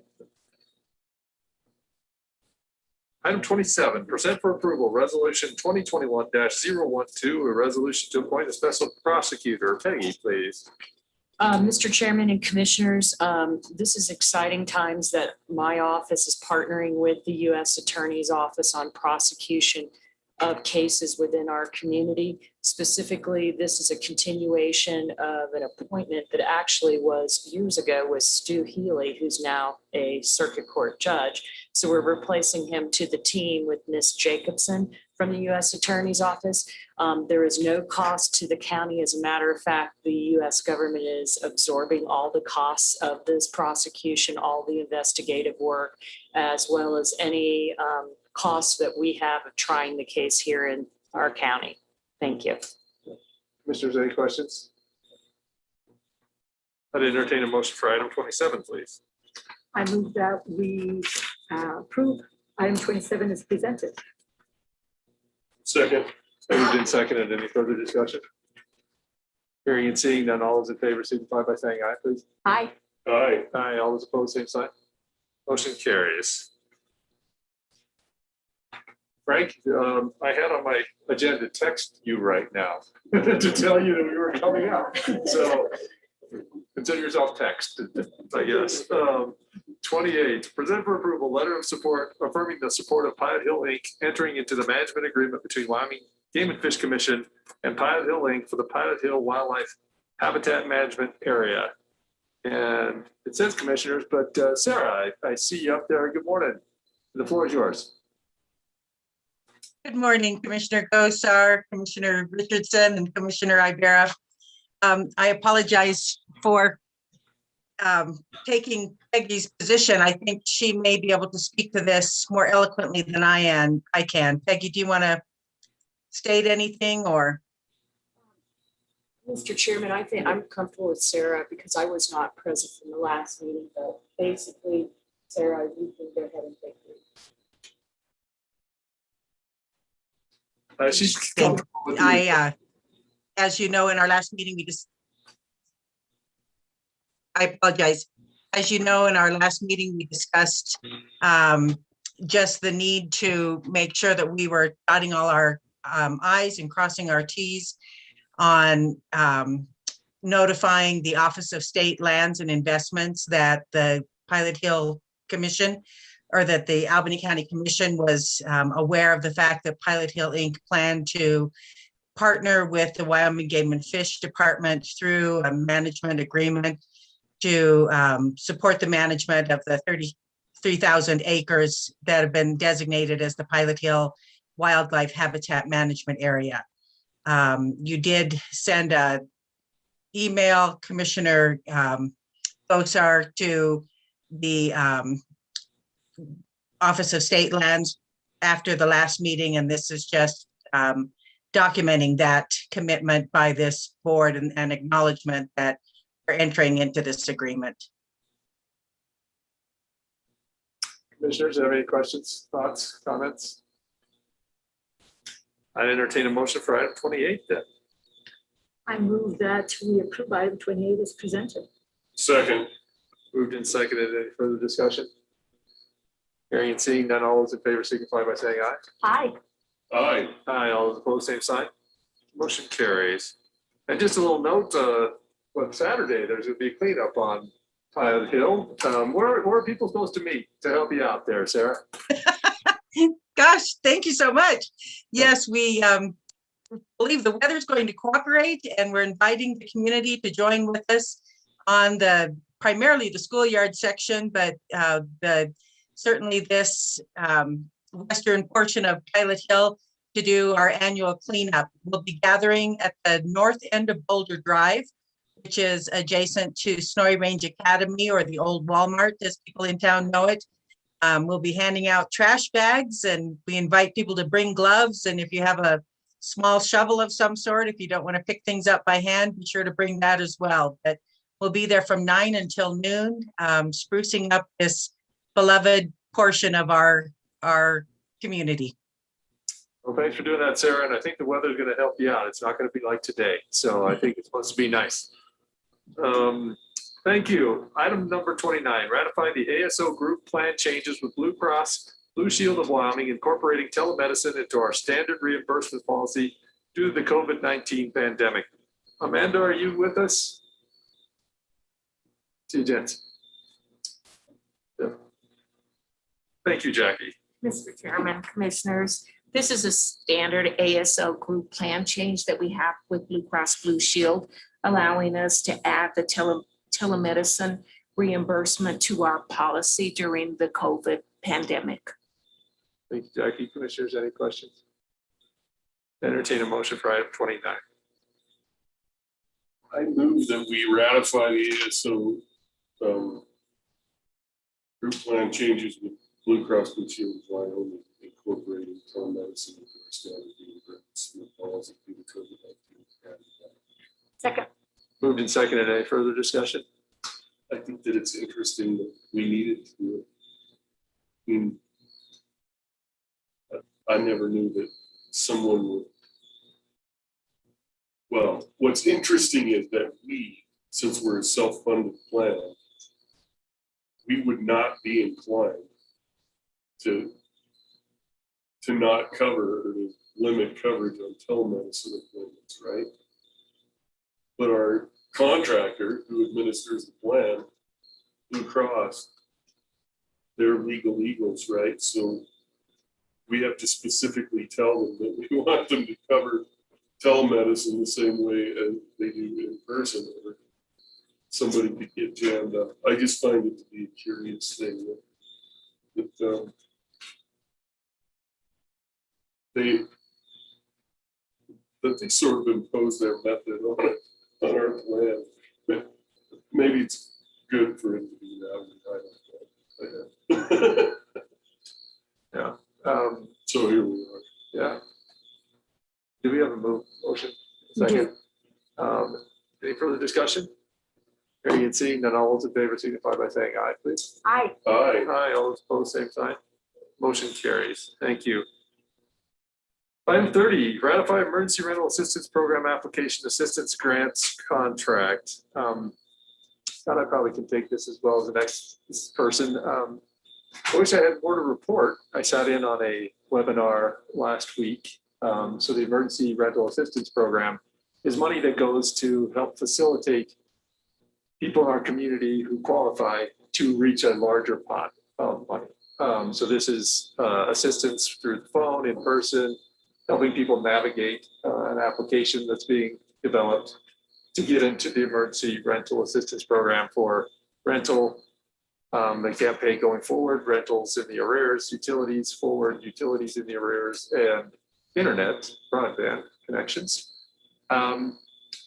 I wish more was known about it. We were supposed to have a training for people who are interested in this by Thursday or Friday. I've yet to hear about it, and they couldn't tell me when it was Thursday or Friday and what time it was, and that was last Friday. So yeah, there was some information that I sent out to the United Way so that people could start to think about what they might be able to do with that, and what organizations within our community would be presenting applications. But that's what we got. We got $255,510 or something, and I don't really know how to spend it, and not really sure when those trainings are going to start, even though technically the money is to be spent by the end of September, but the new language pattern really might take it all the way to December, but nobody knows. So yeah, so stay tuned. I'm not sure when we'll know, but maybe Wednesday we'll know about Thursday's training. And Mr. Chair, do we, the commission, decide which are the organizations that will be supplying the help and assistance? Yeah, so I think the last time we are serving as the group that is sponsoring the money from the state. And then I think there was a group that raised their hand that might be helpful to us in our county building to select entities that might be helpful to us. So, all right. It's interesting when the policy follows the money. Yeah. You know, most of the time in government, you identify a policy direction and a need, and then you go find the money. And so it seems slow and unspecific when the money shows up before the policy is developed. These COVID times are weird like Yeah. It's hard to tell people what we would need them to do specifically, quite honestly, especially with regard to the reporting of it. And so, and individual agencies, you just have to go be prepared. Well, I'm not sure that the states know. Right, right, yeah. So this isn't public knowledge yet then? There was a webinar with the state. But I mean, for those people who might be wanting the assistance. Yeah, I sent out some information from the Department of Family Services at the state to United Way to spread out to all the agencies that even people that might not be involved in rental assistance. There's some hiring money available, tools of it to do internet and computers and that type of stuff. There's some administrative fee that they'll accept for people accepting this money. And that is kind of the broad brushes. We don't know exactly what the fine detail is at this point. At least I don't know. Maybe somebody does, but so. You're on a need to know basis, Pete. That's right. That's quite all right. So I'd entertain motion for item 30, I guess. I move that we ratify the emergency rental assistance program application assistance grants contract. Second. Moved and seconded. Any further discussion? Hearing and seeing none, all those in favor signify by saying aye. Aye. Aye. Aye, all those opposed, same sign. Motion carries. Thank you all. Item 31, discuss participation in the LAVA implementation memorandum of understanding. Frank, please, Mr. Romero, welcome. Good morning, and thanks for waiting with us this morning. Thank you, Chairman and Commissioners. Appreciate the invitation and the opportunity to come and speak with you. It's been a little while since I've been here, so I apologize for that. We all know there's a lot of things happening. So what we're here to talk today about is the landscape vegetation analysis, sorry, my glasses keep fogging up. The memorandum of understanding with implementation. Just a little brief history. We completed the LAVA analysis. Forest Supervisor Russ Bacon signed the record of decision. So now we're moving forward with implementation of that record of decision. This MOU is just an opportunity for us to continue to engage with partners across the board, including the Albany County Commissioners, as an opportunity to continue to participate in implementation of the landscape vegetation analysis. The benefits to this that I see for all involved is, again, it just helps to improve and continue working together in a more of a formal process, a documented process. This implementation is different than other NEPA that we've done in the past. This NEPA is more of what's the proper term here? Adaptive implementation. Whereas in the past, our NEPA was, we signed a decision and we move forward. With LAVA, there's lots more interaction with the general public or with the public in general as we move throughout this process. So again, this LAVA MOU, we have quite a few signatures already ready to move forward. We're just looking to see if Albany County Commissioners are interested in signing off on this MOU. I'm here to answer questions. Thank you, Mr. Romero. Any questions? Commissioner Rivera? Yeah. Frank, I was looking at the MOU and specifically on page 3, and I don't know if you have it in front of you, section 4, it's the U.S. Forest Service shall. Part C says the LAVA project goals and objectives. And goals and objectives is what I'm concerned about. Are these goals and objectives that were established by the United States Forest Service or in conjunction with the cooperators? It was developed in conjunction with the cooperators. It is specifically in the LAVA record of decision. So that process that's been signed off on. Okay. So when you're talking about the treatments throughout the MOU, especially on the side of what the cooperators shall do, those goals and objectives equal the treatments? They are, but treatments are getting, you think of it as funneled down. When we start thinking about treatments, that's a specific treatment on the ground versus the overall goals. I'm sorry, hitting the microphone. Overall goals and objectives as a general umbrella. So the treatments are, we may be doing a wildlife treatment on the ground. We may be doing a wildlife urban interface treatment that's on the ground. That meets the goals and objectives of the LAVA project. Okay, and so the goals on the graph.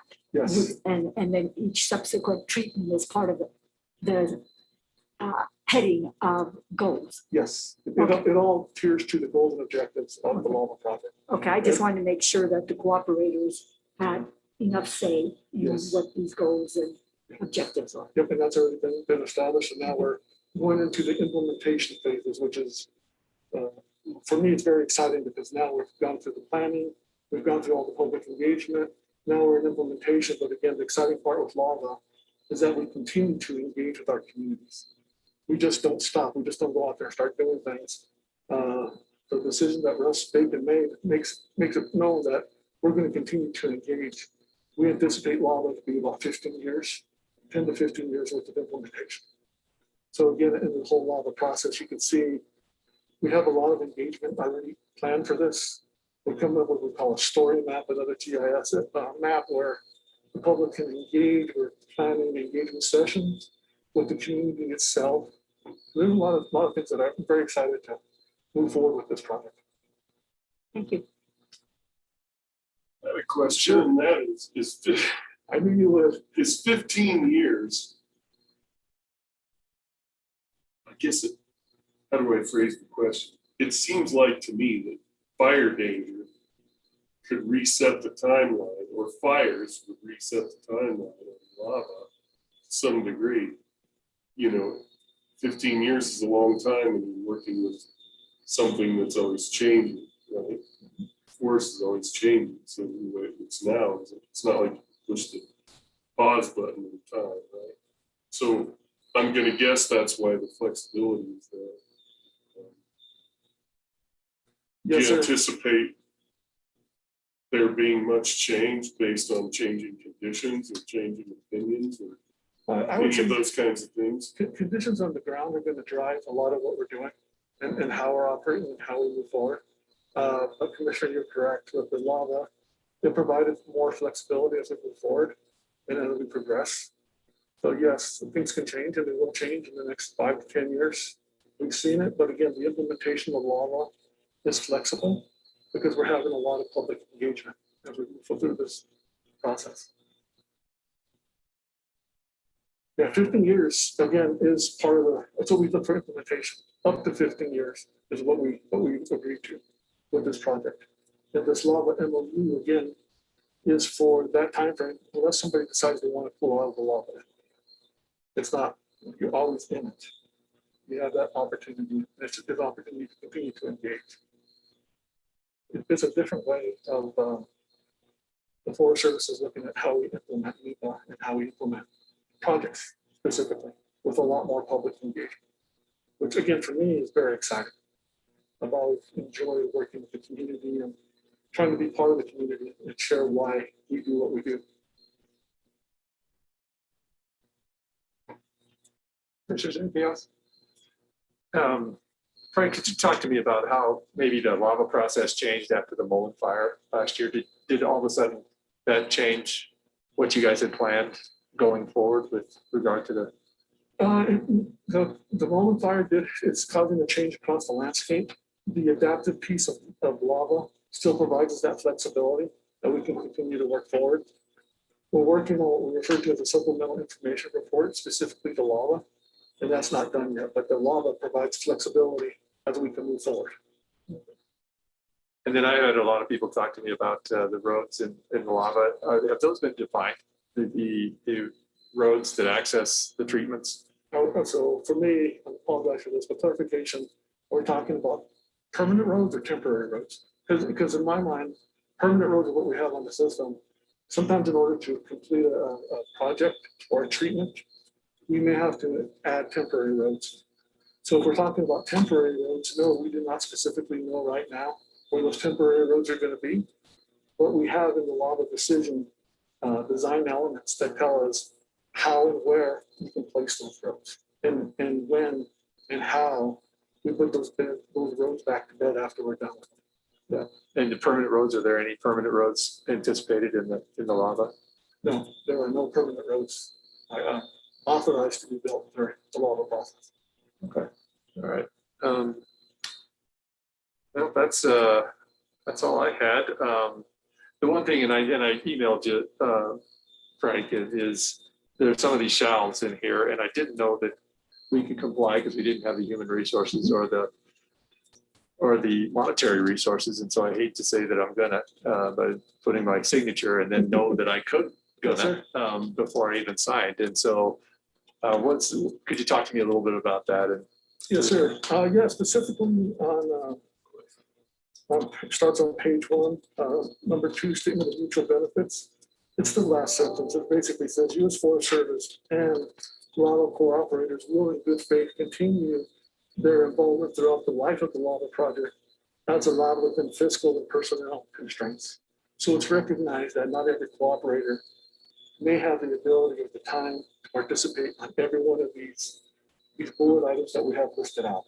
So it's not a you will do this. It's again that statement there provides that flexibility if you cannot participate or just again time, resources aren't available.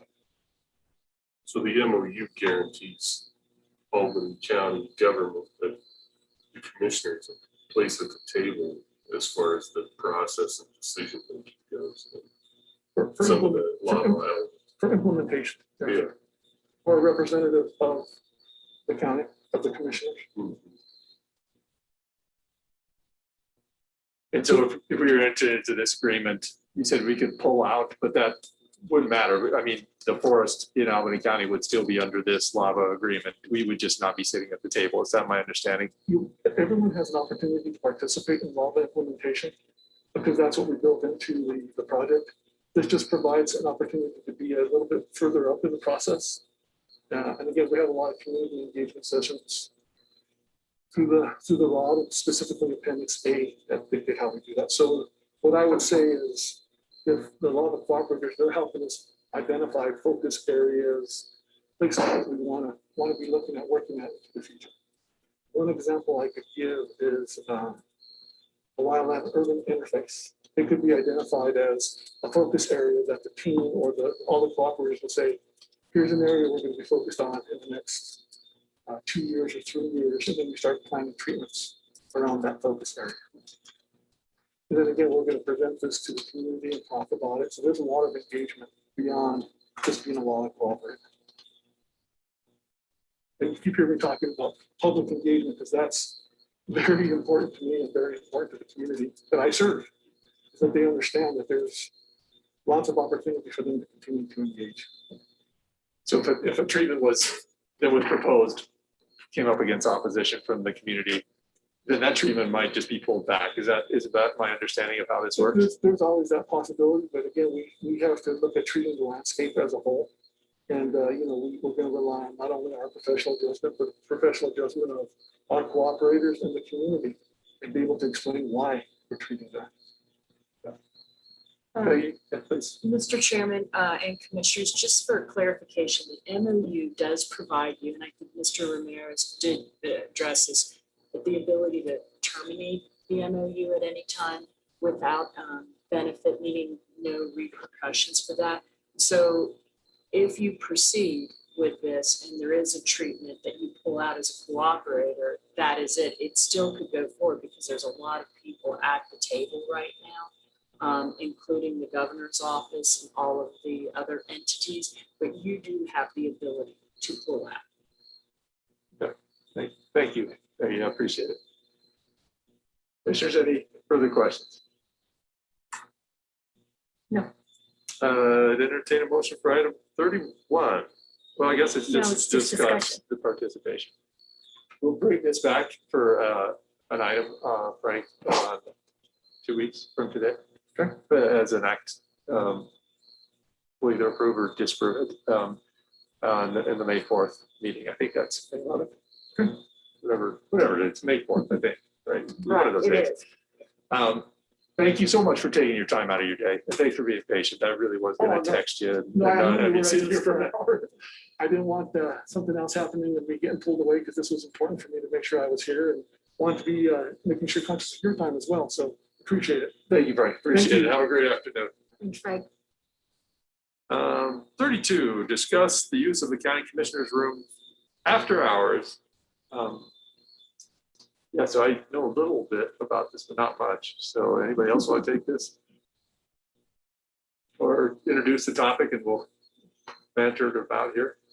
Mr. Chairman and Commissioners, oftentimes a request comes in from outside organizations that aren't necessarily county affiliated that would like to use the use of the courtroom, or pardon me, the use of the commissioner's room after hours. An example is we've had the Tea Party come out and request the use of the room. We've had,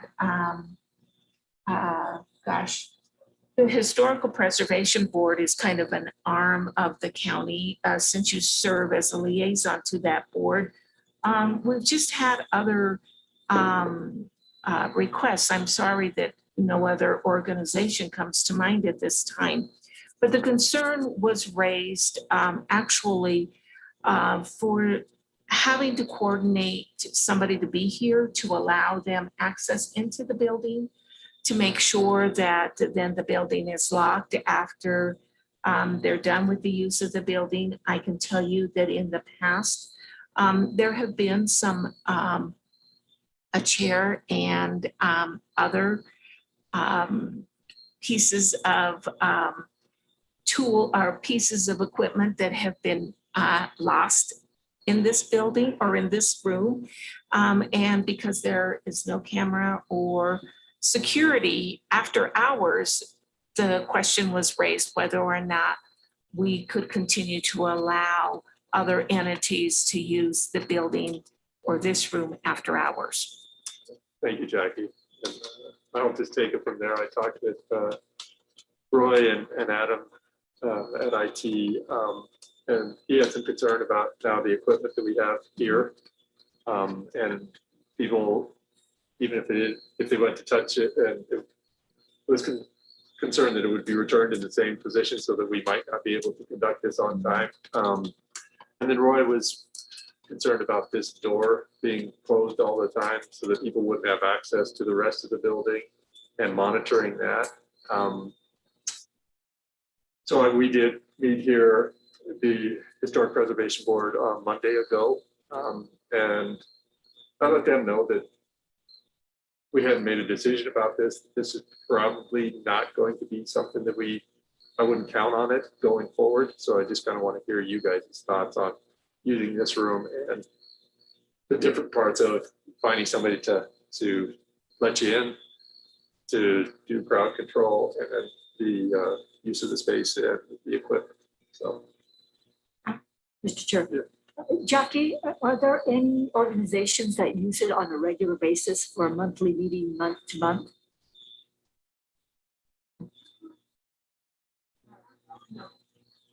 Other than the Historical Preservation Board in the past, I don't think, no, I'm gonna correct myself. Search and Rescue. Now there are other agencies that come to mind. The Historical Preservation Board.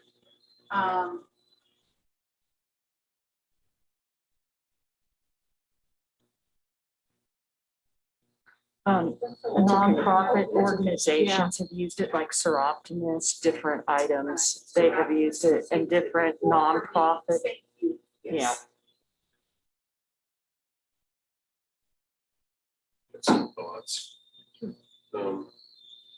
This door between, in the hallway didn't used to be there. And the reason that it was put in was so that this room and the bathrooms could be shut off from the rest of the courthouse, specifically so the room could be used after hours.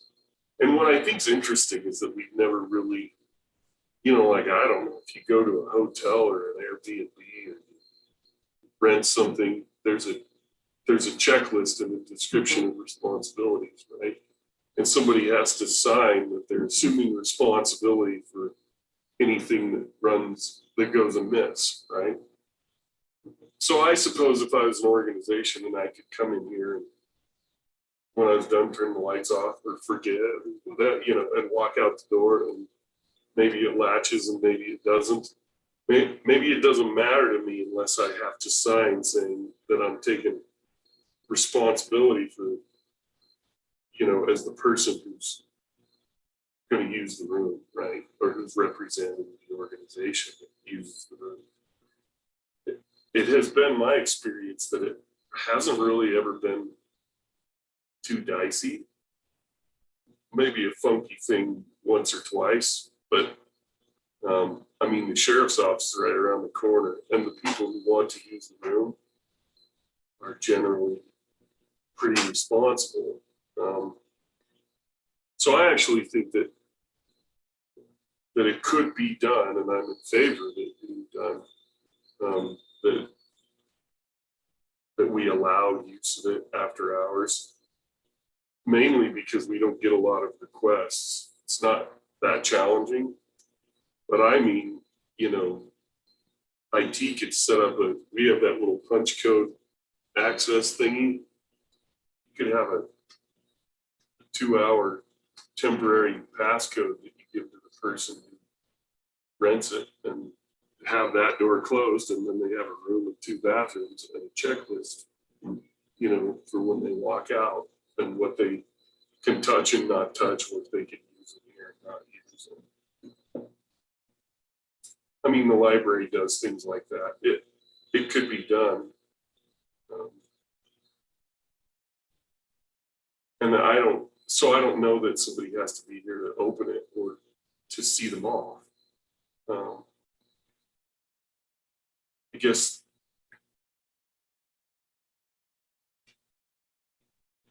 it's just that we just have never communicated well enough what our needs are with who we use, or our expectations are with who we use this room. And probably if it happened more with as lax of a process as we've had, it would be more problematic. But the people who use it consistently pretty much know what the deal is. So I guess I'm going to say that I'm for it, just with some little bit more structure, I guess. Mr. Chairman, and I was going to get up to suggest this as well, and to go after to springboard, what's the word, after what Commissioner Richardson has indicated in prior representation of communities. I have drafted a policy on use of facilities after hours, addressing exactly what Mr. Richardson has outlined, and a facility use agreement, which we have done for the Fair Board in that capacity. So we have a mini agreement, and I've done policy on it. I think the policy should also expand not only to after hours, but during current hours and how that process. I think there is needs to be more clarity of reservation of the room. And I know that the county clerk's office has been grateful to, and we were thankful for her overseeing this use of space, but we could bring back, if you so desire, a policy on this. It doesn't need to go out for comment. It's just internally. And so that you have that policy available, including forms. And I've drafted all of that in the past. That's your desire. Thank you, Peggy. Yeah, I too had that same thing in mind, Heber, as far as some kind of agreement or understanding that they will be held liable for any loss or damage and all. The rooms, like you said, in the library or even at the rec center are pretty much void of anything but hard chairs and hard tables to have to sit at. And I am concerned with all the IT equipment in here, even if touching it, then that ends up hurting us as far as our meetings and all. So I'd like to have some specific wordage about that in that policy and all, but I don't have a problem allowing this room to be used. I think that just shows that we're that much more accommodating to the public and accessible.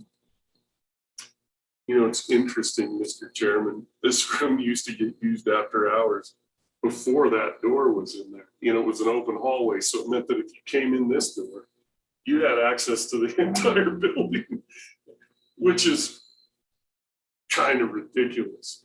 And we spent a few $1,000 on the door, and that actually has been what has made it kind of a more reasonable thing for people to do, to be able to use this room. So I think that's a good thing.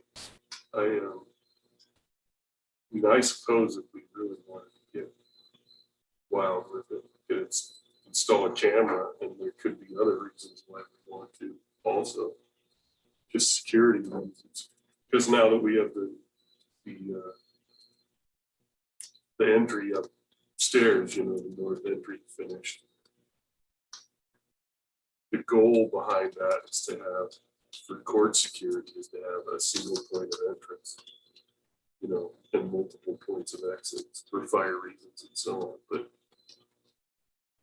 then if they need to screen people, they all come through one door, right? Through some high profile trial or something. So I don't know if we'll end up having cameras monitor all of the doors. And I don't know who monitors the cameras. I mean, that's going pretty far into the weeds for this discussion, but.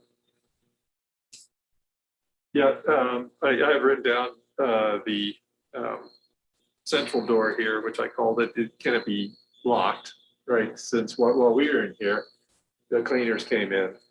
And so if it would just always shut locked, that was something Sheriff Applehans had a real this one in. right here. Yeah, this one that separates sheriff's office and the county attorney's office from this room. Because he said you're just one door away if that isn't locked from really sensitive information in the clerk's office and the treasurer's office and the county attorney's office. And so there's some liability there. Can we do the outside access and do a temporary code? I suspect we can. I'd like to know that answer. And then the use agreement, I think, is a really interesting thing. And then talk again to Adam about concerns about over this. I know there are concerns that way. So, right. This code will self-destruct at 9:30. Yeah. Yep.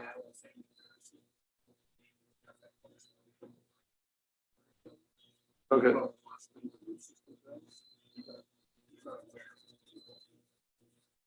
Okay. Yeah. Yeah. You know something interesting about this setup? I think that this door in the hallway is a key lock door. It doesn't have the card dealing. And of course, it's probably not in a project plan to have one. But it's interesting because I guess our cards enable us to get in all the other doors in the building. But if a person in the attorney's office wanted to come down the ramp and come in here, and somebody's using the building and it's after hours, so the door's locked, they probably have to call somebody in the sheriff's office or decide to go in a different door and come down the stairs, unless we were to put a card reader on that door. Is there one? Shows how much I paid. Last time I checked the key. Yeah. There's a little black box thing on the side. I know, but it's a key right there. Anyway, they paid the for good it. thing about it is to use it. we don't have people, you know, planning riots and parties. I trying was to gonna use say, let's this stop room. with birthday parties. For the most part, And the missing it's, chair was found. It was in the attorney's office. Yeah. So there was a missing chair and it turned out one of my staff was over there. So there is a key on the door. There's also one of the new card swiper things on the right-hand side of the door. So I remember. I've always used the key. That's how we used it. I did have it, and I don't know where it is right now. So it may be in my drawer. But we were using the key. I'll find it. We'll talk to Roy. Yeah. We should talk to Roy and Adam and then Sheriff Applehans to figure out how we can do this. Awesome. Thank you. Good discussion. Item 33, discuss the consolidation of leases between the Office of State Lands and Albany County, Wyoming for the schoolyard and Pilot Hill land and payment of annual fees by Pilot Hill Inc. Peggy, they have you listed there. Yes. Mr. Chairman and Commissioners, this was brought to my attention from Ms. Matthews, who I believe may still be on the line. But basically, the state lands has requested or made overture towards Miss Matthews and through Pilot Hill, that we probably want to relinquish the current lease agreement we have for schoolyard. It was to the county for use by, was it Bike Network yeah. And now that was assigned, if you will, over to Pilot Hill.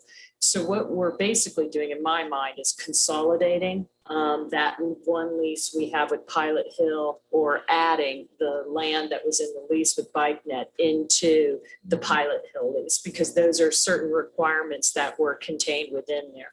So I guess at this time, Because we leased it separate from the purchase. correct. But we So we have addressed two it. different things happening here, and they need to all say the same thing. Right, but we did allow for that in the management agreement, that would occur, and we did all of the process with the BikeNet, but now we need to just tidy that up now with state land. So this would provide me authority to effectuate that, do what's needed, and if I need something finalized with a new lease agreement, I would bring that back to you. But this starts the process of me writing a letter to them, making that request, so. It's interesting. I mean, I've never gone through with a comb, fine tooth comb, the two different leases, right? But it would be hard for Pilot Hill Inc. to be using two different documents and trying to accommodate those as they create rules and policies as to how the land is used, when and what. And technically, the county does not have the authority to assign that lease over to Pilot Hill. That has to come through state land. Now, we allotted that we would be doing this in the management agreement. We're just at that step to do that. So commissioners, is that your thought to? Yeah, I think it cleans up things. Okay, and then there's another issue here about the annual fees paid for the leases that had been paid by Pilot Hill directly to the state.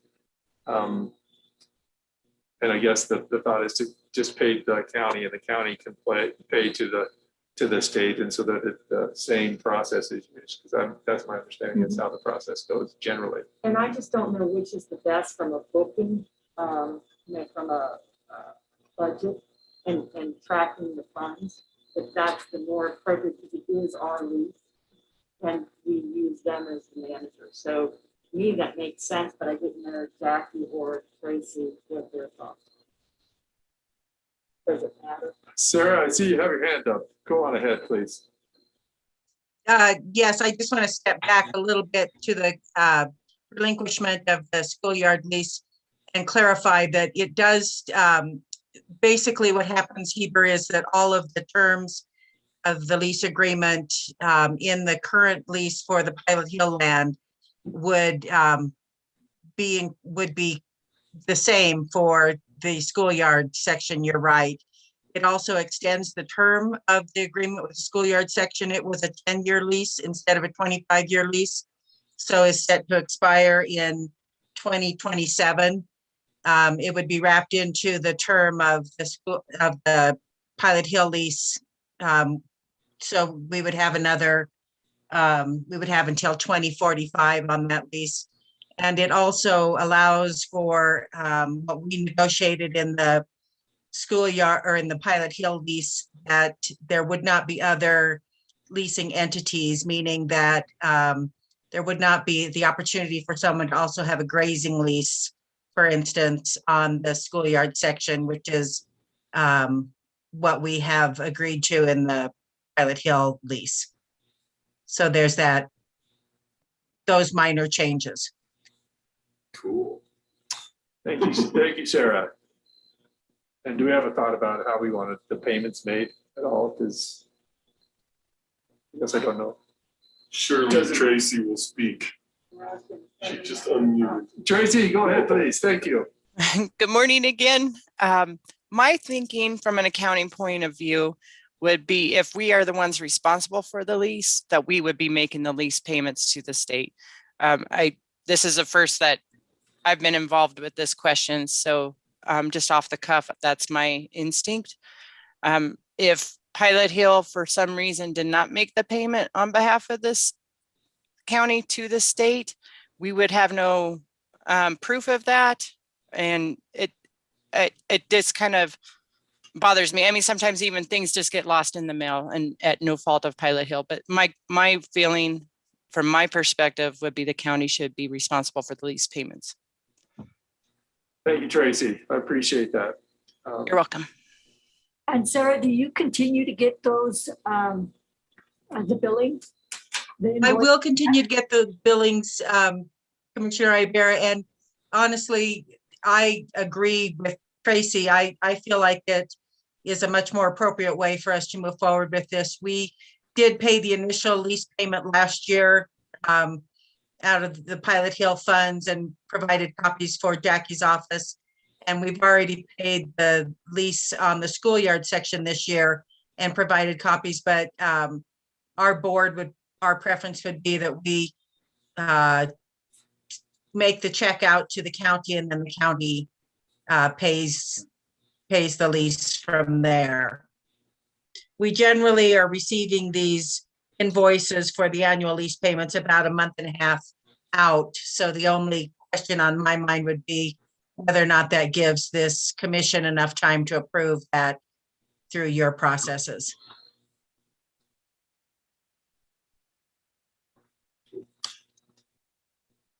Yeah, I think it would, but if it doesn't, then we know where you guys are, right? So. Well, and you'd have the money in your account. Right. It's just, then I think your process is that all bill payments get onto an agenda and are approved. So, We were just pass through for all kinds of things. Yeah. Both directions. It'll work. All right, thank you all. I think we've got that one figured out unless somebody has something else. Okay. Thank you, Sarah. Appreciate it. Item 34, discuss any work session to discuss the code of conduct regulations. Christina. Yeah, so I don't really have a whole lot to say to this. I know Peggy can speak to this more than I can. You guys had this on your agenda, I think early in January. And it was discussed that you guys wanted to bring it back and talk about the department heads and reporting structure and all of that. And so Peggy asked me to put it on the agenda and set a work session. So I'll let Peggy talk a little bit as well. Mr. Chairman and Commissioners, this is just bringing it back to put it for a work session. There were items we discussed in that meeting early on in January to revise throughout the code of conduct on other items. And one of the items that you requested that I get with Christina as the HR as to oversight and management to have continuity among you as to department heads. And so that was a discussion point, and I wanted to bring that back on with some potential revisions from our discussion back in January. I know we've had a lot going on between now and then, and just get your feedback before you go out. Once again, this is your, this would be your code of conduct. So this would go out eventually after we finalize it for adoption by public comment for 45 days and back. And just to go back on another item, did you want me to put together some policy for the use of the county commissioner's room? I forgot to get that from you, or did you tell me? Okay, I will. So to set a work session on this other would be appropriate to have some dialogue on that. And I think we were going to talk about moving the meeting times too, and what that would look like. If you recall, there were a few things to be revised. Yeah, commissioners, any thought? I don't know that this would be a long one, but maybe it would be. Just a couple But a hours, necessary one. But a necessary one, yeah. So. And commissioners, just so in transparency, in talking with the HR director, we also discussed, as to management, is it time for a county administrator? So I think timing prior to budget would be appropriate. Is there a need at this point, because you have your day jobs and this, if there is a need for management, and if there is a desire to move in that model, because this was a temporary Band-Aid really to have you supervising staff, because If I recall, we were in the midst of a budget cut where we cut over 13 positions, if I recall. And so this was an answer, and it may still be viable if we can't come to some, to make it even. So there was a discussion about, is it time for a county administrator? And if that is the direction, the timing prior to budget probably would be more appropriate. Okay, for historical purposes, we didn't have a county administrator before, right? No, we've But never how had did it. you handle the supervision? Right, was before, none. there was none. Oh, That's really? why this model was brought forward in a Ah. resolution for you, the commissioners, to individually supervise departments. There was no oversight over any of your 13 departments. And so 2 of those departments went under the sheriff. So that's EMA and the fire warden, and the others went to you to supervise. Well, as you can imagine, we discussed in that when we were talking about it, that was never the intent to be long-term. It was just the first step, in working it out. And it's worked, but it has its issues. And so I think it's time to just have that dialogue. I don't know if you're financially or anywhere in that direction, but I think this would oversee. And I think where the idea started also presenting itself is when we were discussing about wind energy and compliance and who's overseeing projects and managing and making sure overall, I mean, that is your job. But at the same time, when you look at statutory, your responsibilities, how do you strategically make sure projects and everything is going on? And, just Well, it's a along that tennis line. match, and we don't want the ball to get stuck on our side of the court. And just like the GIS position and all these positions, that county manager would be able to orchestrate the day-to-day going on and oversight just to work with you in that regard, similar to what we see over in the city. This is not uncommon to have a county administrator. As a matter of fact, when we bring this on for your discussion, we can let you know how many counties have administrators, just so you know, and by population, just so you see what we're dealing. But you're covering a lot of square footage of a lot of, and 2 cities, communities within your county even, that we have to reach out and have that relations with Rock River, Centennial, well, they're not a city, excuse me. I keep thinking. Areas. Yeah, areas. Centennial's a rural. Right, subdivision, right. But do you see what I'm saying? So it's time to have that dialogue. And I think you started down that in January, but then as the months have occurred with projects, I think it's time to have that dialogue. So for history, the department heads, it was actually pretty sad. When I first got here, and Peggy first got here, if you have no accountability, or very little anyway, you also don't have, that means you don't have support or advocacy either. So I think that department heads were inclined to sort of, if they really wanted to make a point, they would sort of band together, sort of unionize, and it was adversarial.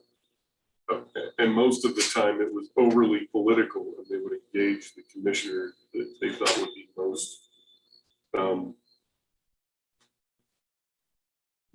most receptive to their desire for their department, which is highly dysfunctional. Like I maybe would manage a department head differently than one of you, and of course we all know that. But it is far better for a department head to be accountable to one commissioner.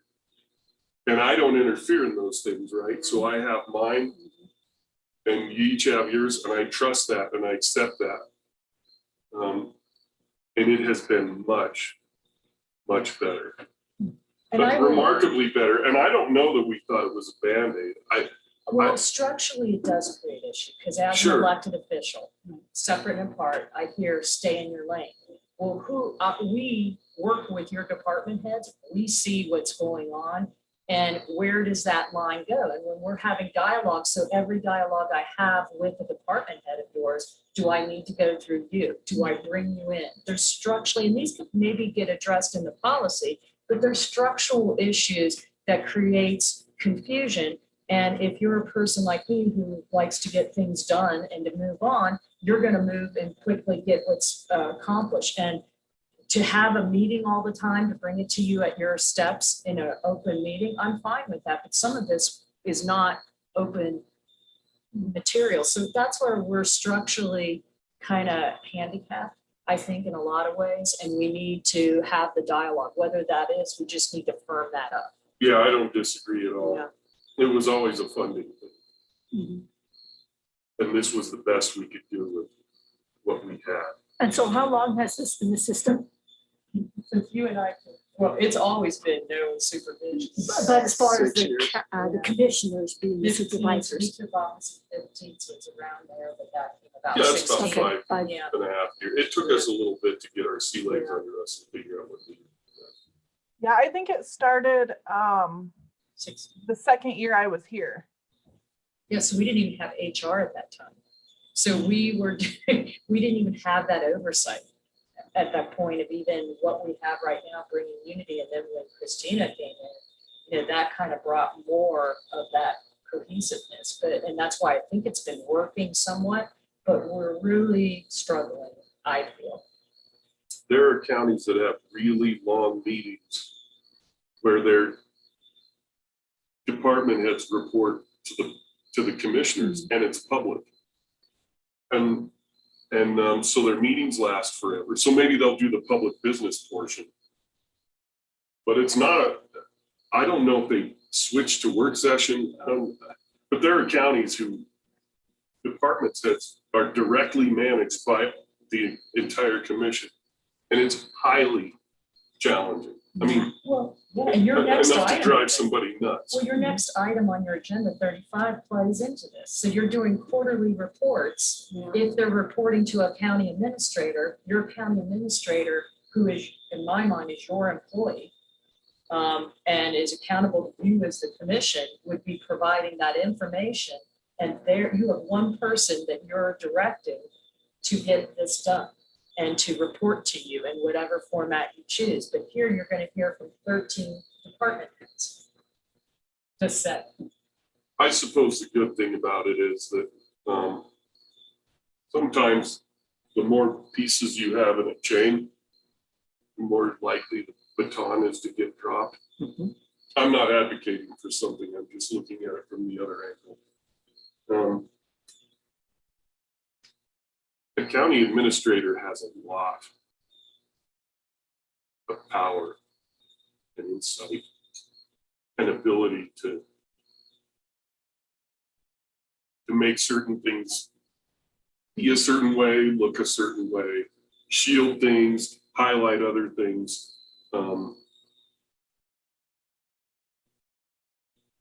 There are some advantages to us. Now, I can't do 13, but I can do 4. You know, and some of them are state employees, like the health nurse or extension or WIC. So some of them are not very intensive, right?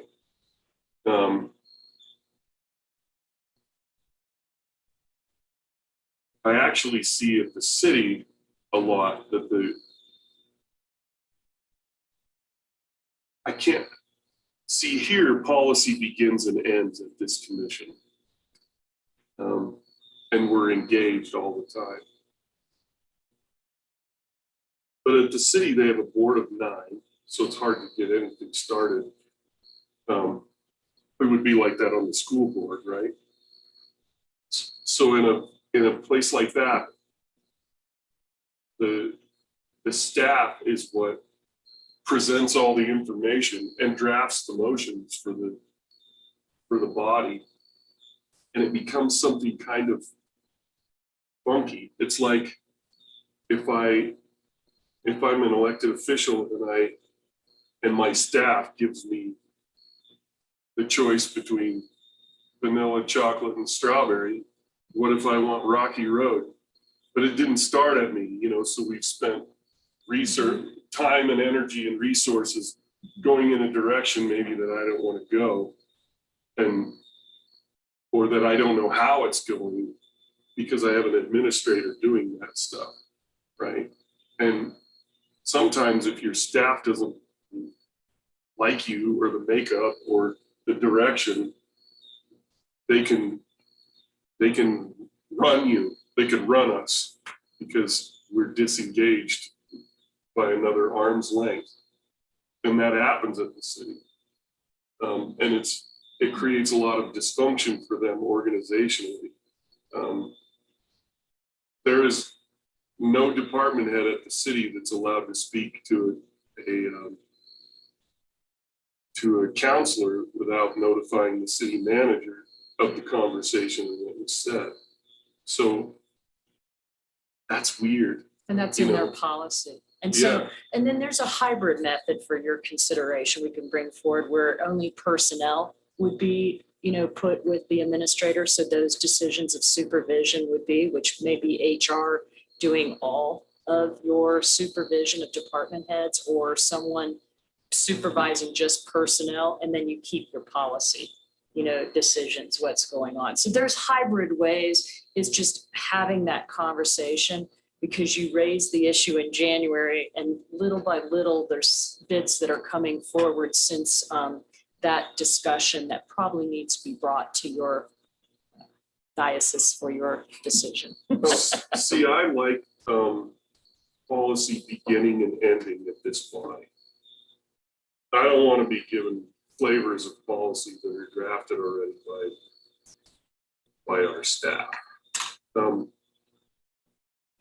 It sort of breeds distrust. And one of the things that we have done here in the last 6 years is get really good mojo. There was some people had a tendency to hold their cards close to their vest and protect their budgets and almost like they were going to eat each other, you know what I mean? Because they didn't have advocacy.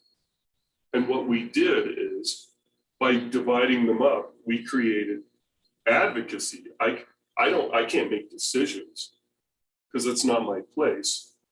But I can work on that and bring it back to the commission, and then we make a decision. And that formalized it so that it kind of made a lot of the drama and adversarial relationships in politics go away. And we had to do it because when we were doing 15% budget cuts one year and 7% the next year, 22%, that was brutal. It was nasty. It hurt my heart for a long, long time. And the way we were able to do that and still function as an organization was because the things we had done before that had created enough confidence and trust in the commission that people emptied out all their budgetary coffee cans and put it back in the commissioner's fund, knowing that they had advocacy, right? So if you had 27 gazillion budgets with 3%, your money is all gone when you need it for something special because it's all out there dilute and you can't, get it back. Because you don't know where to go look for it. And so we basically went to like zero-based budgeting. Not like this is what I had last year, but kind of, and then, so it's like, tell us what your have-tos are and what your needs are, and then what your wishes are, and we dealt with those. So then we were making policy decisions about what direction the county wanted to go based on need. And the department heads stopped eating each other. They were much more cooperative and understood because they're sitting in a meeting, listening to each other's needs and conversations about those. And elected officials, we had people saying, wow, I don't have to do this year. I can let that go. It was like to make a budget by building rather than by cutting, where everybody stacks their budget full and you have to start saying, well, we want you to do without that. And we don't think that's necessary. Then that is so painful and obnoxious. And we were able to get everybody to to start with the necessities and build, and we were able to make budgets by building rather than cutting. And Pete got in here right when we were in full swing of that, and we had done it for a year or two, the hardest 2 years because we were cutting. And then we had a little bit more revenue, and it was, the last budget was the least painful one maybe ever. And so it's kind of weird. Like, I think that if we have a county administrator, I would want that person not to be a filter or a shield, but to just be the running legs of the commission to get her done. But you have to have it's all about who you hire, because you can describe anything you want in the job description. But if you have someone who is possessive or flattered by that responsibility rather than a lead through service kind of a person,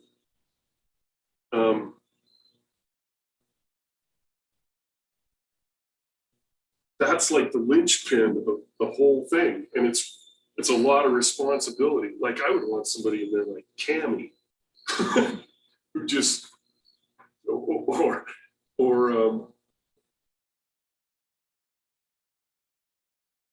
you know, who can tee it up and knock it down without deciding that they want this or that to go a certain way. The problem is that you have to have somebody assertive enough that they can sort of ride herd and direct traffic. So lots of the serve you kind of people are the kind who would get run over. You know what I mean? It's a tough spot to fill without things getting dysfunctional. And for all the challenges that we have now, we're remarkably functional.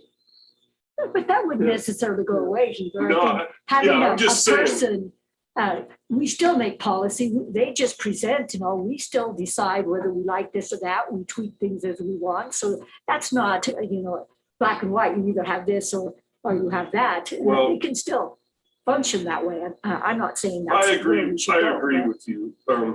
But it's a tough needle to thread.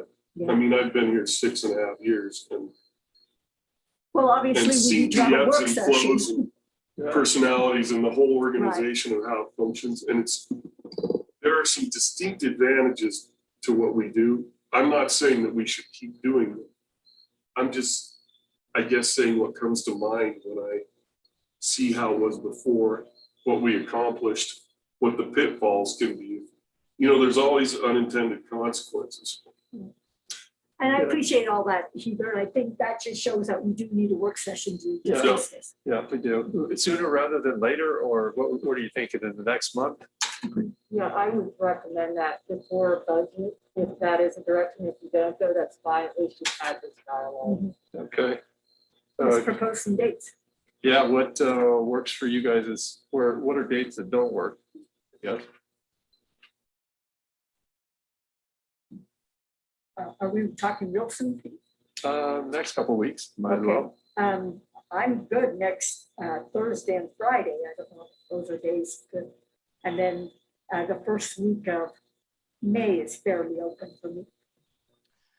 Yeah. Let's see. What works for you, Beaver? Mr. Chairman. Yeah, Christina.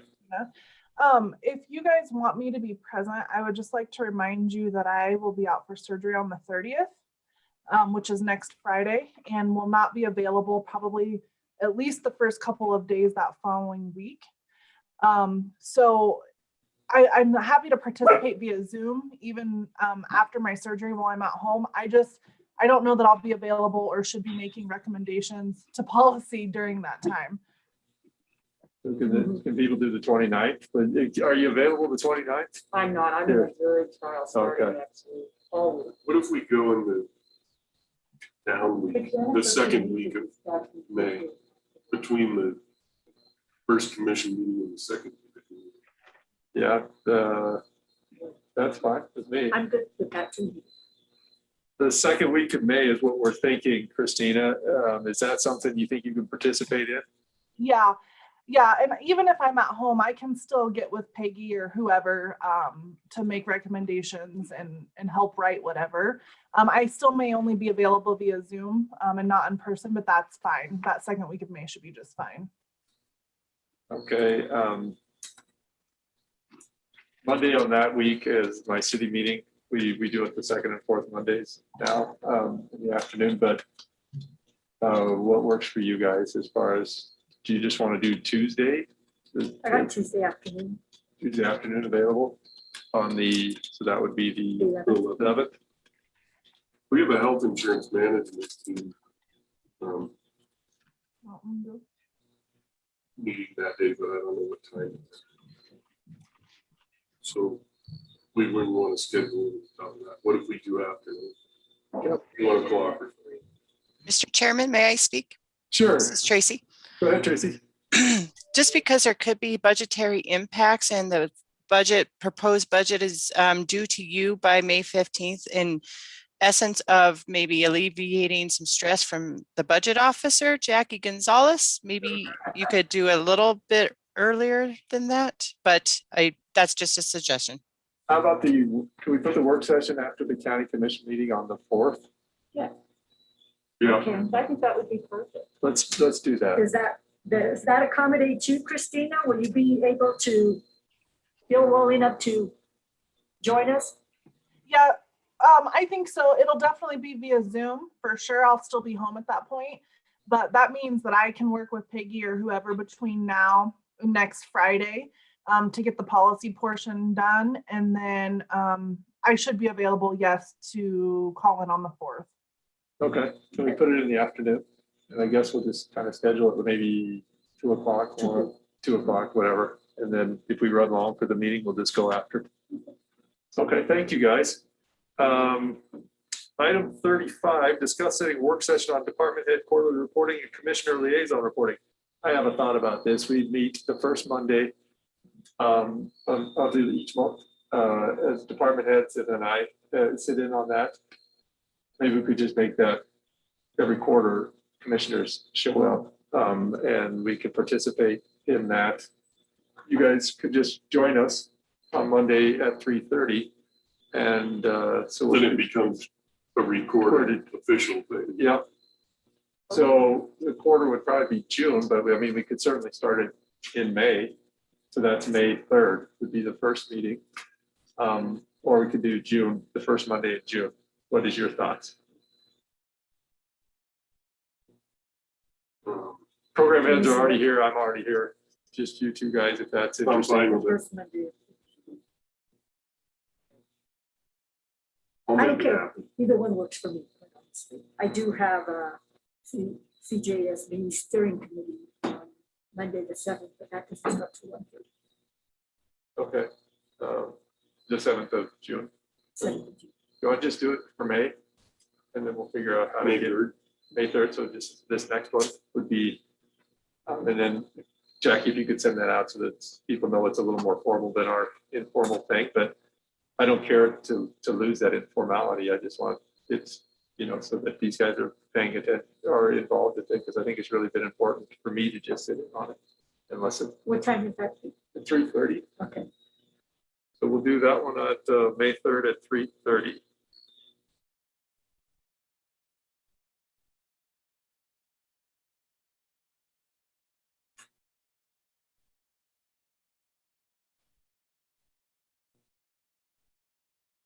All right, 36 we took care of already.